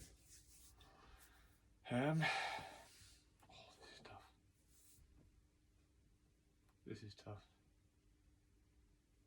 It was weird because it's going to be Joe Hart or Ben Foster just for the pure fact that obviously the level they were at. But it was like Ben was more naturally gifted, but Joe wanted it more. Right, okay. So it was a tough one. And people, I'm going to say, I don't care what people say about Joe Hart. He, at the time, whatever's gone off now, fine, but he was one of the best in the world for me. At that time at Man City, they won the league on goal difference, remember? Yeah. And he got the Golden Glove, so yeah, he made important saves. He was. It's quite scary. That he was a lot better than people made out. Yes, I know the Euros didn't help him or whatever and stuff like that, and whatever's gone off. But I think I'm going to say for him in the flesh, I think he just pips it for me. He fills the door. You don't realise how big he is. He's massive. He's built. He fills the door frame. Just got this presence about him. He's like a massive Labrador. He's a great, lovable guy. He's such a nice bloke. Like, I remember I went to Vegas with my friends and we bumped into him in a nightclub. But he made my friends feel like they were top of the world. Like, we've got pictures like, wicked. dancing. Like he didn't have to do that because he was there with like some of Man City. He didn't have to do that at all, and he didn't even have. He could have just said hello to me, and kind of just spend all that time with us. He's just a really. For me, things like that, I don't forget things like that. That means a lot to me. That's cool, isn't it? That's why when people slag John Terry off, but I remember went away with England and he was sat opposite in the changing room. He came up to me, sat next to me, and just went, "Whatever happens today, enjoy it." He didn't have to do that. Yeah. Do you know what I mean? So these people, humans as well. Yes, I know they have their lives and they're in the press or whatever, but everyone has a dark side at some point, don't they? So. Oh God, if you dig deep enough into anyone's personal life or whatever, you'd find some of that you're not proud of, wouldn't you? Yeah, exactly. Everyone's got that, and everyone's got faults, haven't they? But it just so happens that they get magnified, and everyone reads about them, how they behave and stuff. But wow, right, this is going to lead me on to a question that's not on there. Did you watch the Jordan one where I bullied him a little bit? Did you see the one about the Shorten bit? No. Did you not? I'm not going to bully you, mate, because you're too big. Go on then. I said to him, because we went for a meal with Shilton and he thought I was Jordan's dad. Yeah. So obviously I'm not. But then they become friends. So he's got Shilton's number on his phone. Yeah. So I said to him, on here, give him a ring. And his leg was going like this. To get into it. And I was like, who else's number you got? So, in your phone, who's the most, would you say, most famous person you've got in your phone? I don't know if I'm looking. Should I have a look? Go on. I don't think I've got many on here. Have you not? No. Have you not got Joe Hart's number? No, but I speak to him on Instagram. Do you? Yeah. I just like to keep myself to myself, mate. Yeah, that's a good excuse. I'll give my mate Will a shout out. He's a guitar tech for the bands. He'll think he's, Go on, yeah. Yeah, he's quite famous in his own little right. Is he? And he also looks the spitting image of Daniel Farker, Norwich manager. Does he? Oh, it could be his twin. Look on here. I found out that the bloke who in America who's part of Glue Pro, his cousin is guitarist out of Judas Priest. Oh really? Yeah, I didn't never I told did me. you not watch that rock documentary the other night? No. There's like a Metal Britain. It was called an hour and a half of. Okay. That was on BBC 4 before the Slipknot one. He never mentioned it. I was like, you could have got us tickets. So yeah, download and all that stuff. No one in there, mate. Not many. I mean, You must. You're just saying that because you don't want to get into ring them. I honestly don't have any in here. Richard Wright? Just keep myself. Neuer?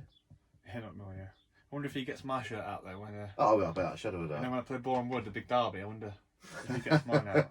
Reckon he does. I wonder if he goes into the Munich chamber. Like, oh, Barney got Boreham Wood today. I've got Loach's shirt on.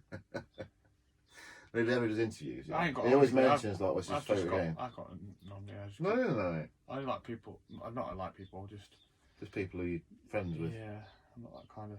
You know me. You should know me by now. I do, mate. But I thought you. Like, I know you are, but I thought you might have someone in there that I could sort of come on. Because Jordan won't do it, so I can't just phone him up. I said, yeah, I suppose not. No.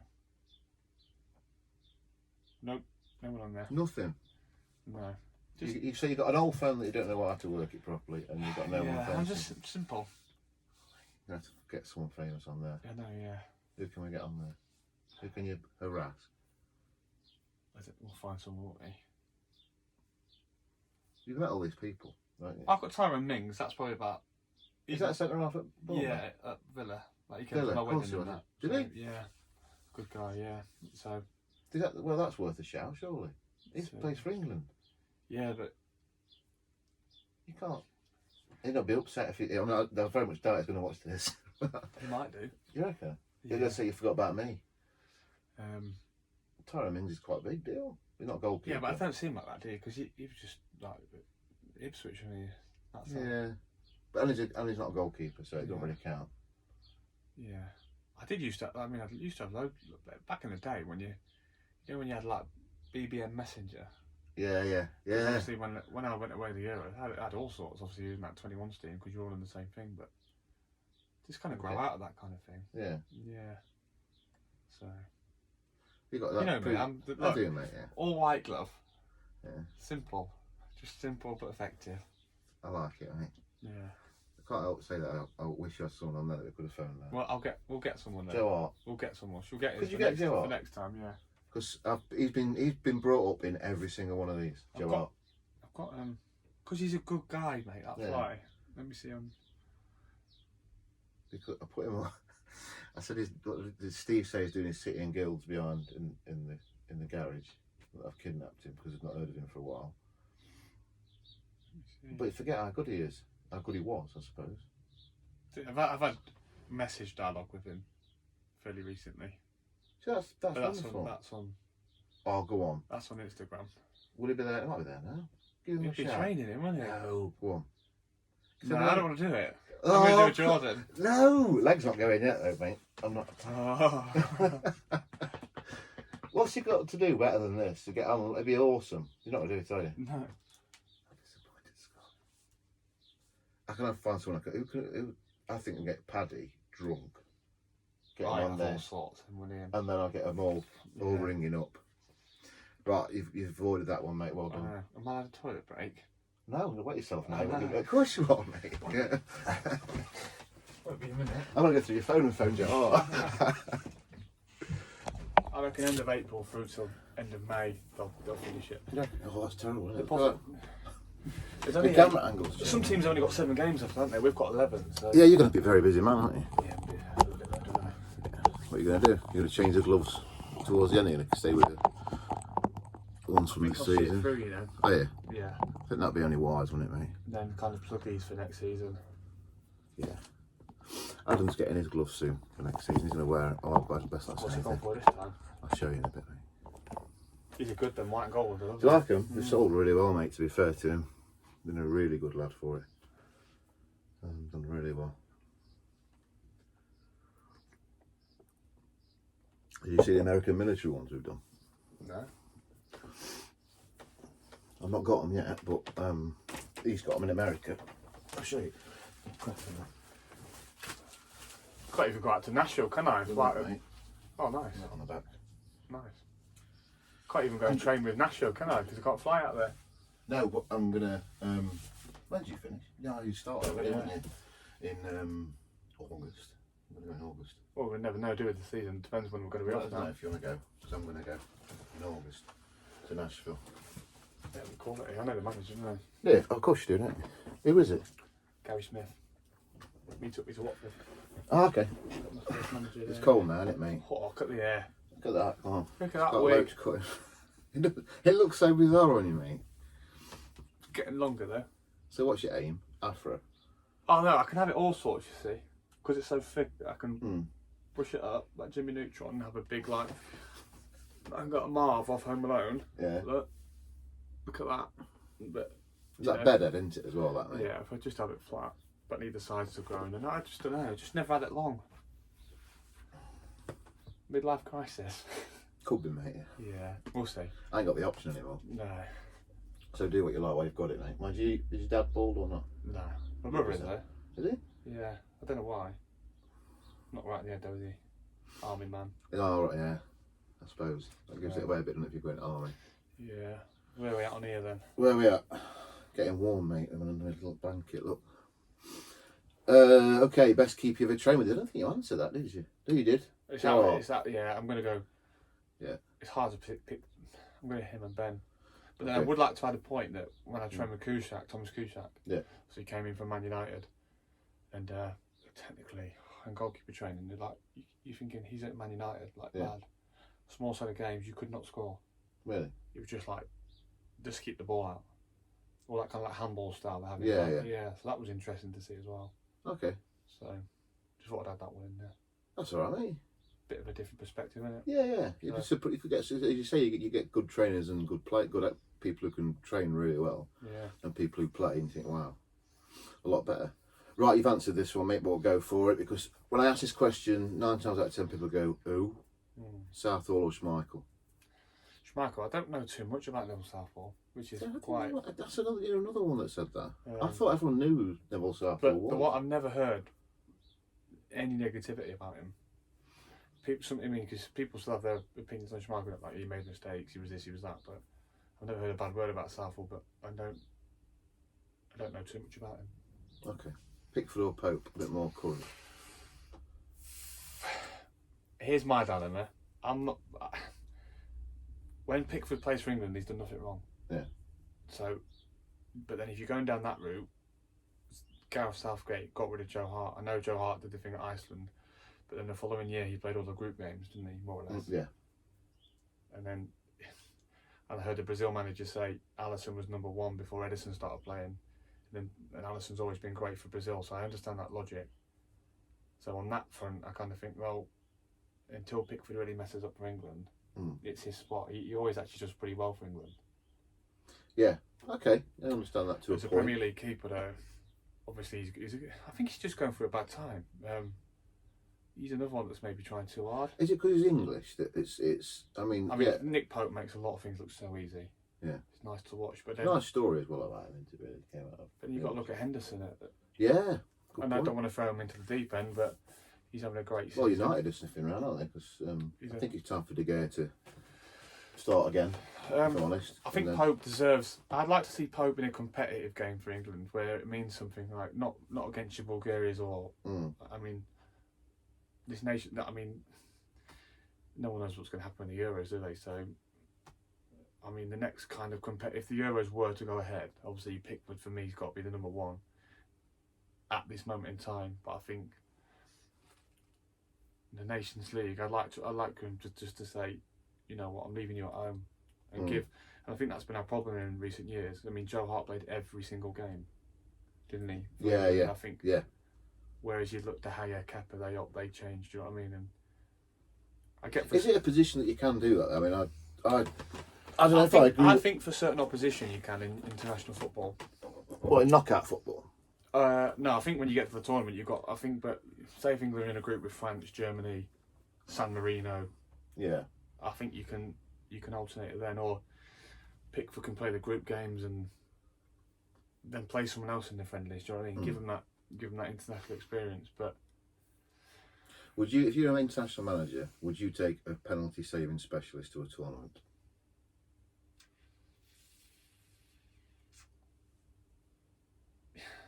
You got 3 goalies.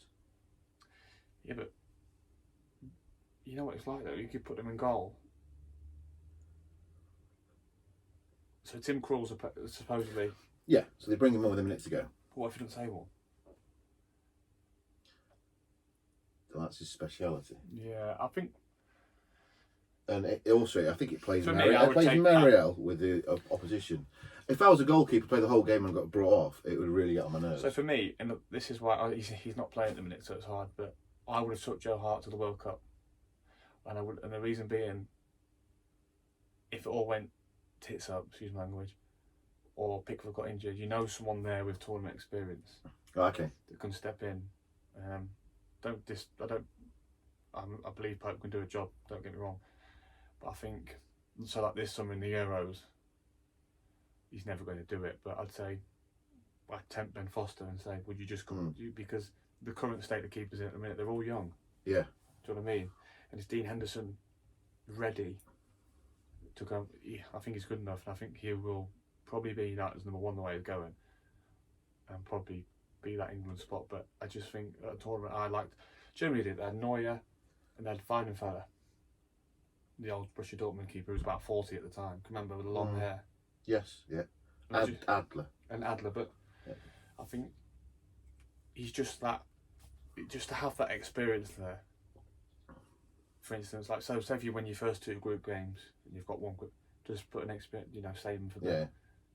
And I kind of like to go down that route, having an older head. Just my opinion. Okay. I would take a penalty specialist. Personally, because even though say Pep did a good job at this World Cup. I mean, if they're in the England squad, but regardless if you're a penalty specialist or not, you're a good goalkeeper. You have to do it. But but me personally, I'd have. So for me, I'd have a Pickford and a Pope, and then. I mean, D-class Pope was an older one now, but I'm not sure. But if you get I think that Krul's good at penalties, but I think it messes with the player's head. If they say, "Oh, we're bringing a goalie on, why is that? He must be good at penalties." It gives you a slight advantage. Yeah, I agree. Yeah. They're going to go right. I've got to make sure this goes right in the corner, or it's because it has that certain level of doubt. Yeah, no, I agree. Yeah, it's all the mental thing, isn't it? Yeah. Do you have a technique for that, or do you just go? You just go. I think you get a feeling. Do you watch body position stuff like that? Because I think you can watch videos and that sometimes, but then you watch videos and then if they think he's watched it, so say, for instance, if you've watched a video and they have a penalty the game before, they'll know in their head they're thinking he's probably watched this. But I'm saying if I don't go the way he went last game and he scores, you're going to be beating yourself up. Yeah. And then if you get, do you get what I mean? Yeah, I do. Yeah. Whereas this penalty I saved at Maidenhead, or I think a lot of it depends on. So I said to the guy at Maidenhead, it was like 88th minute, and I just went. I said, well, you're going to go down the middle because it's pressure penalty. Yeah, you need to score. And he was like, yeah. I was like, no, there's only one way you're going, and that's down the middle. So I let him know straight away that I kind of ruled that out because I didn't want him to think I was just going to stand up. And then I just got the possibility that it takes a good player to slot one in the 90th minute. Yeah. So I thought he's just going to smash it to my right, and he did. So it's potluck. But I think if you can try and, don't get me wrong, if they slot you or dink you or whatever, fair play to them, but you've got to try and make it your advantage, haven't you? Yeah, I couldn't cope with that. Going down the middle. Yeah, God, it's hard to But stand. again, It's so hard to stand up. Yeah, because you've got to. I think it's foolish at any level, but I just don't want to get dinked down the middle. I'd be so annoyed. I like the Croatia keeper. Remember the World Cup? He saved loads. Yeah. Because he went early and massive. Yeah. So if you went his side, he's saving it more or less. Yeah. And I think if you do that, well, one's going to go that way, isn't it? One or two's going to go that way. unless you're going ridiculously early, but I think if you're very explosive, I mean, Kasper Schmeichel, all them, they're really explosive. They just back themselves to save it. If it goes the wrong way, they go the wrong way. I watched some of his penalties recently. People go down the middle. Yeah. Because they know he goes big. Yeah. So maybe he should stand up for the next one. Maybe, yeah. Oh, okay, I've done that one then, mate. We go on to fan of movies. What's your favourite film? It's got to be genre again, hasn't it? Because could you say you've got a favourite film? Yeah. Okay, you could go to. If you go. Okay, favourite comedy, horror, that sort of thing. You can have a few, but you can't just say like. My favourite horror is the original Halloween, just because it's Really? like, yeah, the music's old, the setting's old, and you're like, well, he's just got that big knife. There's no fancy. You just think he's a psycho. Yeah. Comedy, I love Hangover. I love Step Brothers just because it's stupid. It's just funny. It's just great, isn't it? Yeah. Anything Will Ferrell Yeah. is awesome. Then if you go like a proper, like I mean, Shawshank as a proper film, Shawshank always pops up. But I like this film called Lucky Number 11. I don't know if you've seen it. Yeah, seen that. Yeah. Oh, I love that film Yeah. because I just didn't expect. I love the way it's kind of like a comic book, kind of, the way the story bounces off. Yeah. I remember that coming out. Any Leonardo DiCaprio film as well. Oh, we watched. I mean, Shutter Island's amazing. Yeah, we watched it the night again. Yeah. It's a really good film, isn't it? I mean, Wolf of Wall Street. Yeah, but I think Wolf of Wall Street is just easier. But the beach. I love the beach. Catch Me If You Can. Beach is great. Beach is very good. Yeah, the beaches. And Catch Me If You Can as well. You don't do bad films, does he, Bastian? Well, you shouldn't do if you're getting paid 20 million a film. But things that you back, like looking at yours, like Jurassic Park, like when you first watched that. Jaws. Do you know what I do love? The original Point Break. Do you know what, mate? With Keanu Reeves. Oh God, please watch it. It was on last night as well. It's so good. It's so good. Yeah. But at the minute, all I'm watching is Netflix kids. Because they dominate the telly. Frozen 2's come out today. Oh dear. But I'm not ashamed to admit it's so good. It's so good. You know it's good when the soundtrack's on in the car and you're singing it, or when you're... You put on with the kids, aren't you? Yeah. You are, aren't you? Yeah. Good lad. Yeah. I like that. And there's a bit where a guy, Christoph, he sings in the woods, and it's like I'll send it. It's called Lost in the Woods, and it's like an 80s like ballad. Yeah. And every time it comes on, my daughter's like, "Daddy, this is your song. You sing it."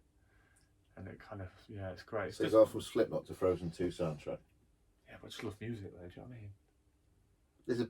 That's a huge. There's a big grey area between them two, mate.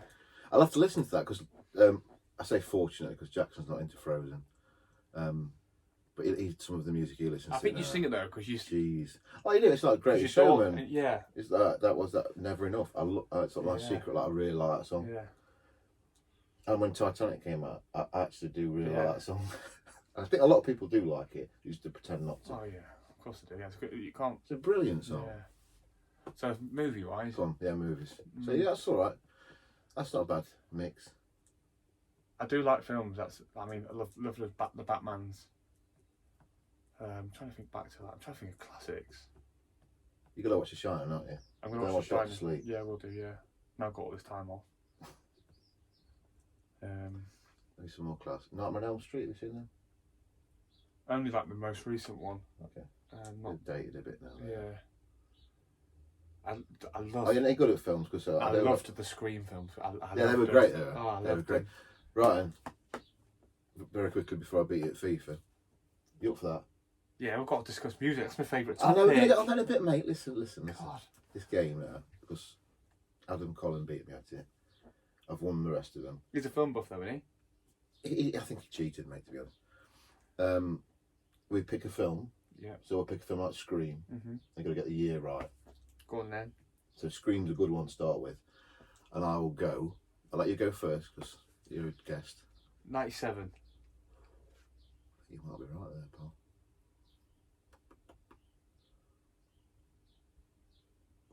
Do you know what, I'll say 96 just to be a git. You'll have to check it on your phone, mate. Sorry. Unless if you've got enough data. Yeah, it's just whether You get 3G. red shuttle don't you? gets it. I think you're going to win this one, Scott. We have to do 3, by the way. Then we'll move on to your favourite subject. Oh, 96. 1-0. Right, Martin. I must have watched it in 97, but I was obsessed. You know, like the first line with Drew Barrymore? Yeah. The phone call, I could back and then relay that whole conversation. Really? Yeah, loved it. Neve Campbell. Yeah. Your lad had a crush on someone before he got married. She never really, yeah, but she... No, it was I a don't know weird if she thing with her. I don't know what it was. She's a bit different, isn't she? I think that's what everyone liked about her. But yeah, no, she's a... Right, okay, next one then. 1-0 to me. If I win this one, it's all over. Go on, you pick the film then. No, because I'll know the answer, won't I? So I want you to do it.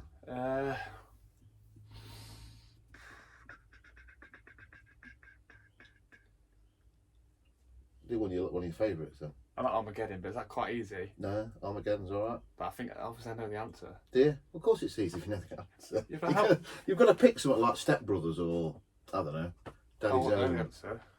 You wouldn't know the answer. The Like, Step Brothers. I remember going to see it, but when though? here's one super bad because I know that Oh, that's a good one. I have an idea, but I Yeah, can't. yeah, I can't pitch where that is at. Okay, I'll go first. It's on super bad.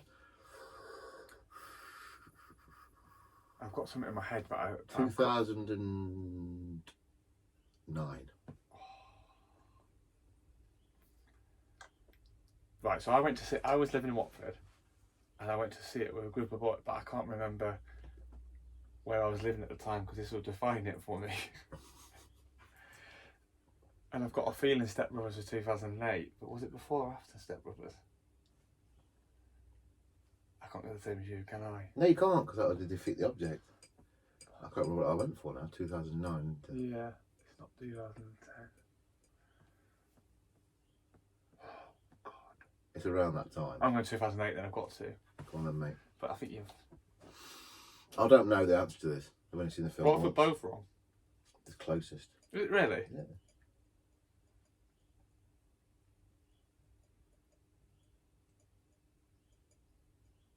2007.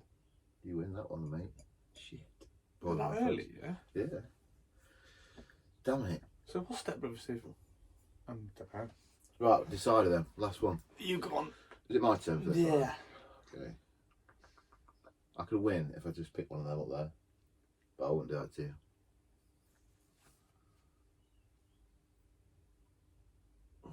I've just got one just because I've seen the front cover and it's just Go on then. reminded me. American Psycho. I wouldn't have a clue. Oh, but good the one. front Where? cover looks like Christian Bale, doesn't it? Remember Where's that? you know The Shining there? Alright, yeah. Have you ever seen it when Christian Bale sticks his head out the shower curtain? Yeah, yeah. It's a similar kind of picture, so it just made me think of American Psycho. Okay, I'll go for that then. That's fair enough. But that's... I can't work that one out. Um, Good film though.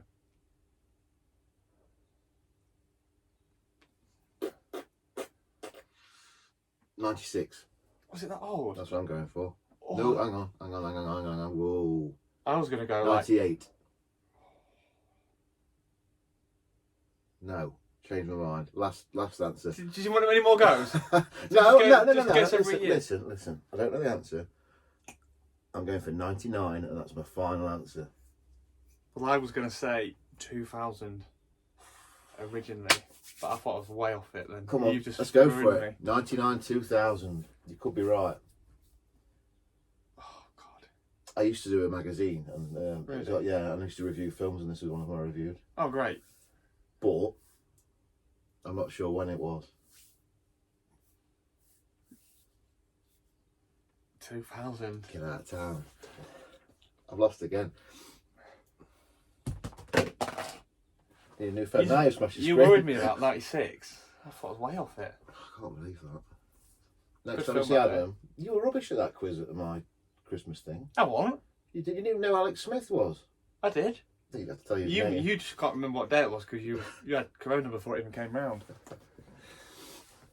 How did you get on that quiz? I was a Steve, wasn't I? So we'll blame him. Oh, is it? He's a Derby fan, only deluded. Yeah. Deluded. Very quickly then, before we move on to mute. Actually, I want to talk about that phantom goal because that's quite a famous thing, isn't it? Didn't go in. It didn't go in, did it? Though? No.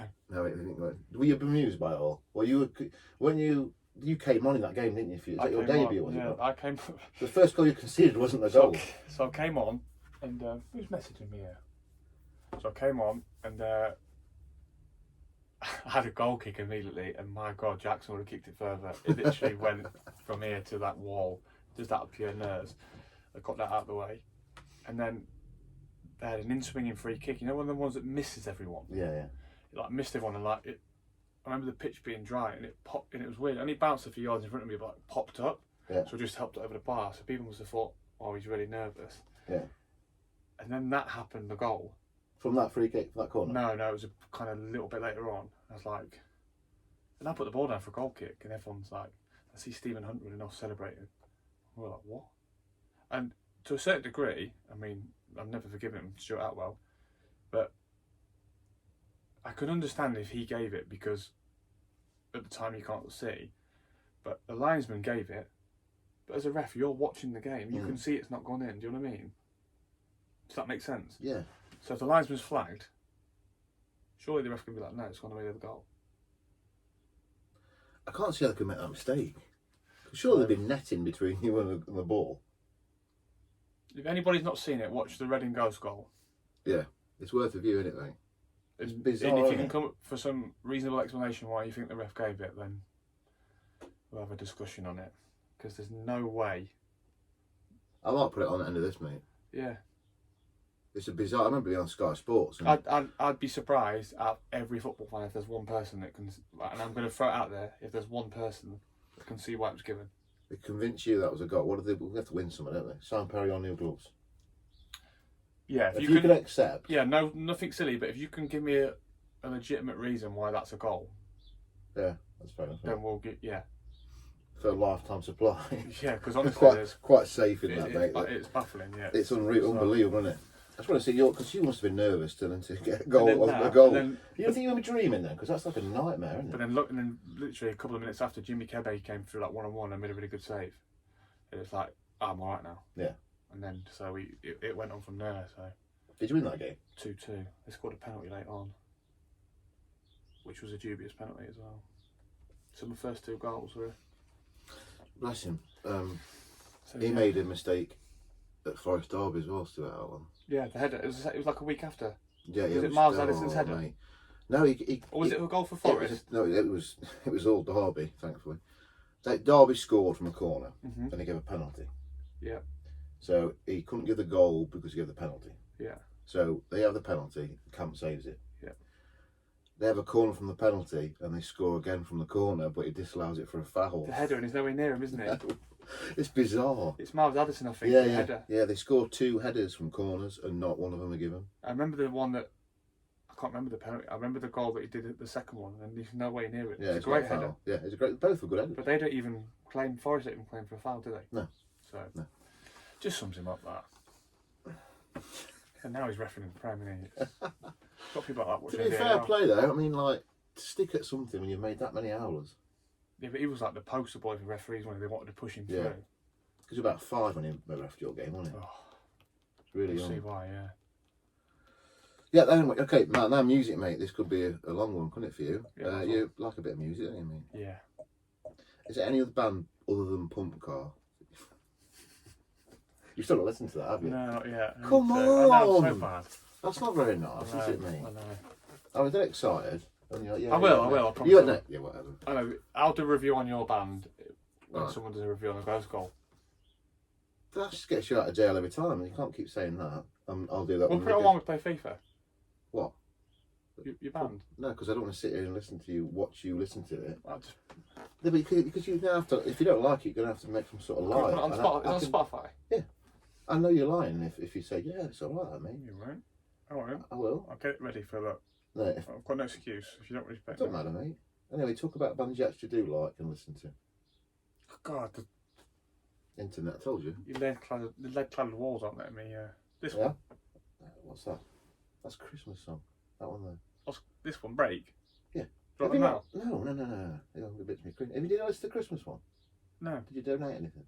no. I will though. Bit late now, though. It's It's- March. Yeah, it's not on to the next one though. Music, yeah. Yeah, let's get yourself sorted out and go on. Music, go on. Hit it. Obviously, it depends what. Frozen Let 2. me just get this out there. I'm not an R&B hip hop guy. I'm not your stereotypical. I mean, my musical taste and arrangement don't go down very well. Do you take it in turns, or do you? No, mine's not allowed to be touched really. You can put it on. No, mine. You're not allowed to put it on. It just doesn't last very long. Oh dear. But I'd rather be my own person. Yeah, no, I get. I couldn't So I'm cope like with that a- crap. Like Nirvana, love Nirvana. Love Slipknot. Love Guns N' Roses. Love Motley Crue. They're probably my four. I mean, Nirvana's one of them because there's songs I can get right into, or I can listen to the Unplugged album, which can chill me out a little bit. Slipknot, I don't know, just as daft as it sounds, and I know people all think, well, they don't just shout. No, he's a Don't cracking shut. singer. But they kind of just switch me off, so I can just really not relax. It just zones me out of everything. But then if I listen to Motley Crue, I just get so excited. I just want to be in the 80s. I just want to be Tommy Lee, or I just want to be in that them and Guns N' Roses. It's just fun, isn't it? Yeah, I think that kind of music, especially them and Guns N' Roses, for me, just make me like, you know, when you're banging steering with like a drums and you're singing. But then There's an ear in it, because I suppose. Is that from your dad liking that, or did you like it just on your own? my dad used to love November Rain and like Sweet Child of Mine, but no, it was just for me. It was So a lot of messages, mate. my missus is just saying the postman is just knocking around. What? No idea. Anyway, it was a weird one. Growing up, my brother, we loved Bon Jovi growing up. You know, the Crossroads album. Yeah. And then I went through the whole Limp Bizkit, Significant Other, and Chocolate Starfish stage. And that's when I got into Slipknot because of Wait and Bleed. You know, in like year 7. Then Green Day, I went to see them live at school. So I like all that kind of music. I don't mind R&B. If I'm on a night, the thing with me, I listen to anything, whether it's One Direction or Chris Brown, or. But if I had to choose, but then I can get on the train and I can listen to Coldplay in the morning when I just chill out. Or Yeah, I get that. I like artists that, because people will and say this and that about Slipknot, but there's 9 guys, 9 different instruments, a DJ, a sound guy, and how it all blends in. That's a talent for me. I like people that are like proper artists, if that makes sense. They're mega talented. There's a brilliant singer. And if you go back to your Guns N' Roses and your Motley Crues, I mean, they were high as a kite most of the time, and to keep producing what they produced. It's just the stories with them, isn't it? Yeah, that's what I like yeah, about it. There's a It's backstory gift. to the music. There's a reason there. Yeah. It's not just to pick up a guitar and play. It's like Slash died 4 times or whatever, and Duff's pancreas exploded. It's like Aerosmith. I was listening to his podcast, Steven Tyler, and he's been teetotal or whatever for years, and I was saying, do you miss? And he was like, yeah, I actually do, because I wrote some of the best music when I was off it. And like you said, there's always, I think that's what, in my opinion, that's, and Kurt Cobain, I've got his his diaries, journal Yeah, thing. yeah, I remember that. You know, when you actually read why people write the songs, for me, it's like it's a massive talent. But I think you either love music or you don't, do you? It's no there's no kind of in between for me. Yeah, I think you've sort of covered my favourite bands, to be honest. There's a few more to add to it, like, but my go-to stuff is that. Yeah. Not so much Nirvana though for quite a while. I was big into him for a bit. I think with it, you just connect with some bands, don't you? Yeah, it was at that time when grunge came out, but there's a lot of other bands like Alice in Chains. I mean, Nirvana were probably the biggest, were the biggest ones out of that group. But like Alice in Chains is still going, even though their singer died, 10 years ago. But that's a really good. I think I get kind of like hooked. So like with Motley Crue, I watched the film, read the book, read Tommy Lee's book, read Nicky Sixx's book, and it's like almost obsessive. Like, love them. Same with Guns N' Roses, Slash's book, Duff's book. Do you know what I mean? And kind of got like, and with Nirvana, I got the journals and watched the Montage Effect documentary. And I think there's certain ones you connect with. Yeah. And same with Slipknot, like just start listening to him, and then I find myself on YouTube watching them live. Then I'm watching them in the studio, and then I'm watching them, and like you could say it's a bit upset, but that's what I'm interested in. Do you know what I mean? Yeah, no, I get that completely.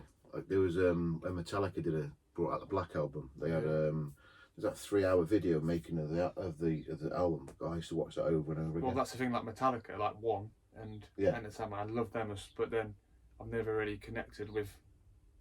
I wouldn't just put in Metallica album on. I like some of the songs. Yeah, no, I get that as well. Yeah. So it's like characters in a film, isn't it? Yeah. Because like Guns N' Roses, everyone's a different character, and you can like actually laid up cool. What's like Motley Crue? They hate each other. Yeah. They're all so different, and they hate each other. Well, they not hate each other, but when you read the stories and that, it's pretty dark though, isn't it? That even though it's like happy. Yeah. Their story is quite dark, isn't it? Yeah. Well worth a read. It is. Yeah. It is. Yeah, You've got about. If you like 20 weeks now, it's really thick in it and dirt. If you like music, documentary. Yeah, if you like, it's good. They're doing a Guns N' Roses one soon, I think, so that'd be good. Yeah. Have you read all them books yet? I've read Slashes and Dust. We've just got to read Stephen Adler's, but then Matt Sorum's is coming out, isn't it? Yes, it is. Yeah. In April. Yeah. So that'd be good. Yeah. I just think anything with. It's like football, isn't it? People like reading. Yeah, I do like reading. Anyone football. with a backstory, and there's a bit of interest in. Yeah, you've listened to a football. I've only listened to ones now. I've read Robbie Fowler's and Robert Enke. Robert Enke's, that's deep though, isn't it? That. Really it's a little bit depressing, that one, unfortunately. It's a great read. It is, yeah. But that gives you an insight of you could be at Barcelona, but it doesn't mean everything, does it? No. But Pochettino's is very good. Is it? Because it's like a diary of the season and how he deals with players. So you see it from an insight. It's not just like I grew up doing this, doing that, doing this. Yeah. It's well worth a read. No one really wants to know that bit, do they? Really? No, well, this is what I was saying to you about when you said about me. No one wants to know about me and what I did, but I think knowing that you get there sometimes and you ain't got kit or you ain't got this, you ain't got that, people need to know that it's not just the most. Yes, I get the top level there. I think there's so many different things to lower league football. Yeah. Which people could,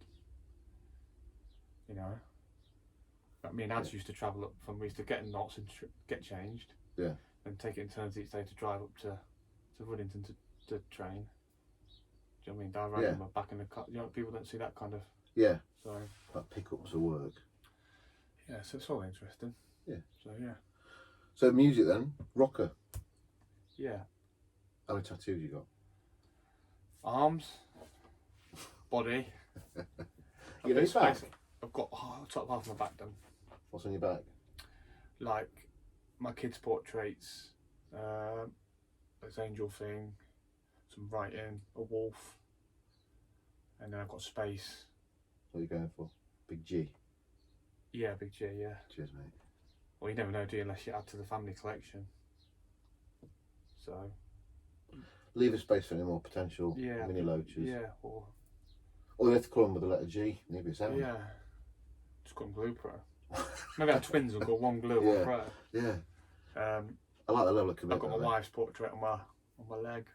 Have you? Whereabouts? On this top of your thigh. Well, you can't really call it a thigh because they're not the biggest of legs, are they? Just like lampposts. I mean, look at me there, mate. I reckon. What do you reckon? Who's got a bigger leg than me or you? I think your calf's about the size of my thigh. Is it? You. Yeah, but my calf's about the size of me Bigger than my thigh. I've just got from my ankle to my hip just one long shin. So I don't know, mate. But yeah, so I'll do my whole leg eventually. I think. Would you? Bit on my neck. You're especially going to cover your whole body. Yeah. What would you avoid? My face. Definitely your face. Yeah. I saw some of the Mike Tyson tattoo on his face the other day in Sutton. The only person I think looks cool with his face is Mike speaking of Tyson. music. No, speaking of music, I love Post Malone. Have you heard of him? He's a. Try to explain what he's like. But he comes from like a rock background. But he's like a rap artist. Okay. But yeah, he's got all face tattoos, but he's a rapper and he's never. Oh yeah, I've seen a picture of him. He's yeah. never won in his life, but he's a very, very good artist. So yeah. But no, I won't do my face. What? I don't want anyone's needles in my face either. They hurt, don't they? I've discussed this with everyone, yeah, and they hurt. Yeah. But obviously, you must like that pain. Yeah, you have some that do hurt and some that don't hurt. But what's the worst place you've had a tattoo? My hip. I've got a lion on my hip, and it's worse than childbirth. Has that been verified by you? And I've stood through childbirth. No, you watched yeah, it. my hip was. Oh my god! It got to the point where I had to stop and I had to put loads of tissues over me. You know, when you pour the water over it, so the tissues then go onto your skin to calm me. I think it's more just the heat that comes off you.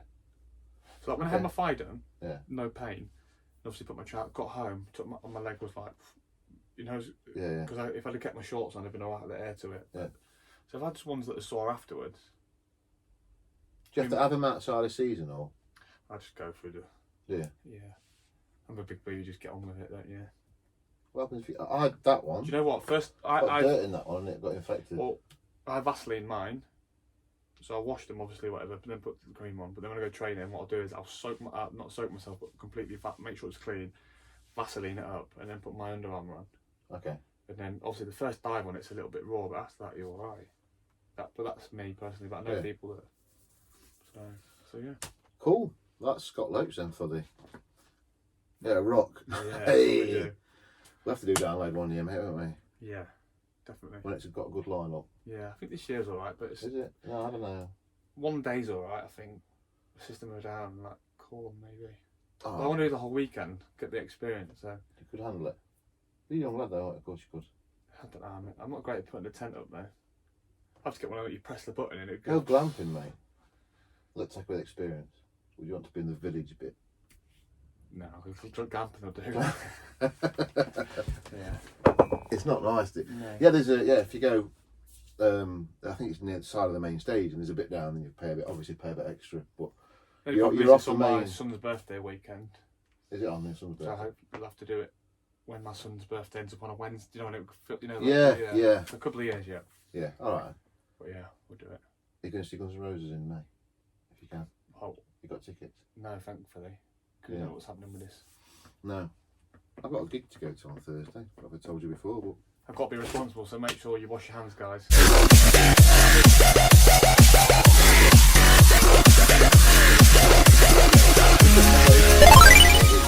Okay, so Scott chose Manchester United for this game. He couldn't be buying it because they're not in FIFA, unfortunately. He gave me a bit of a scare, to be honest. He said he'd never played before, and the first thing he did was a back heel.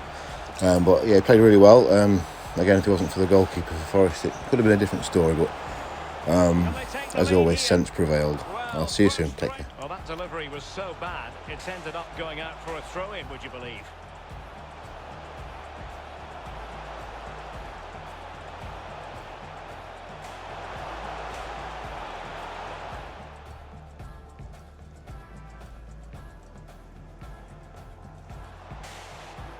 Just couldn't keep the ball.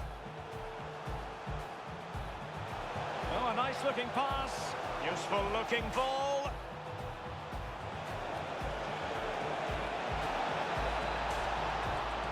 It has to be. And a goal it is, the opener in this game. Well, keep it tight, that's what... Lolly. On and on he goes.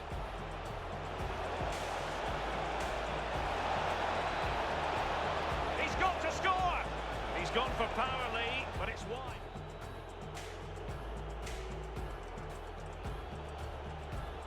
Bruno Fernandes.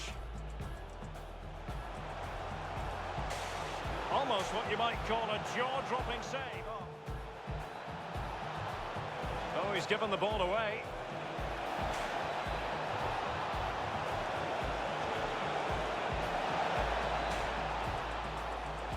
And it might be.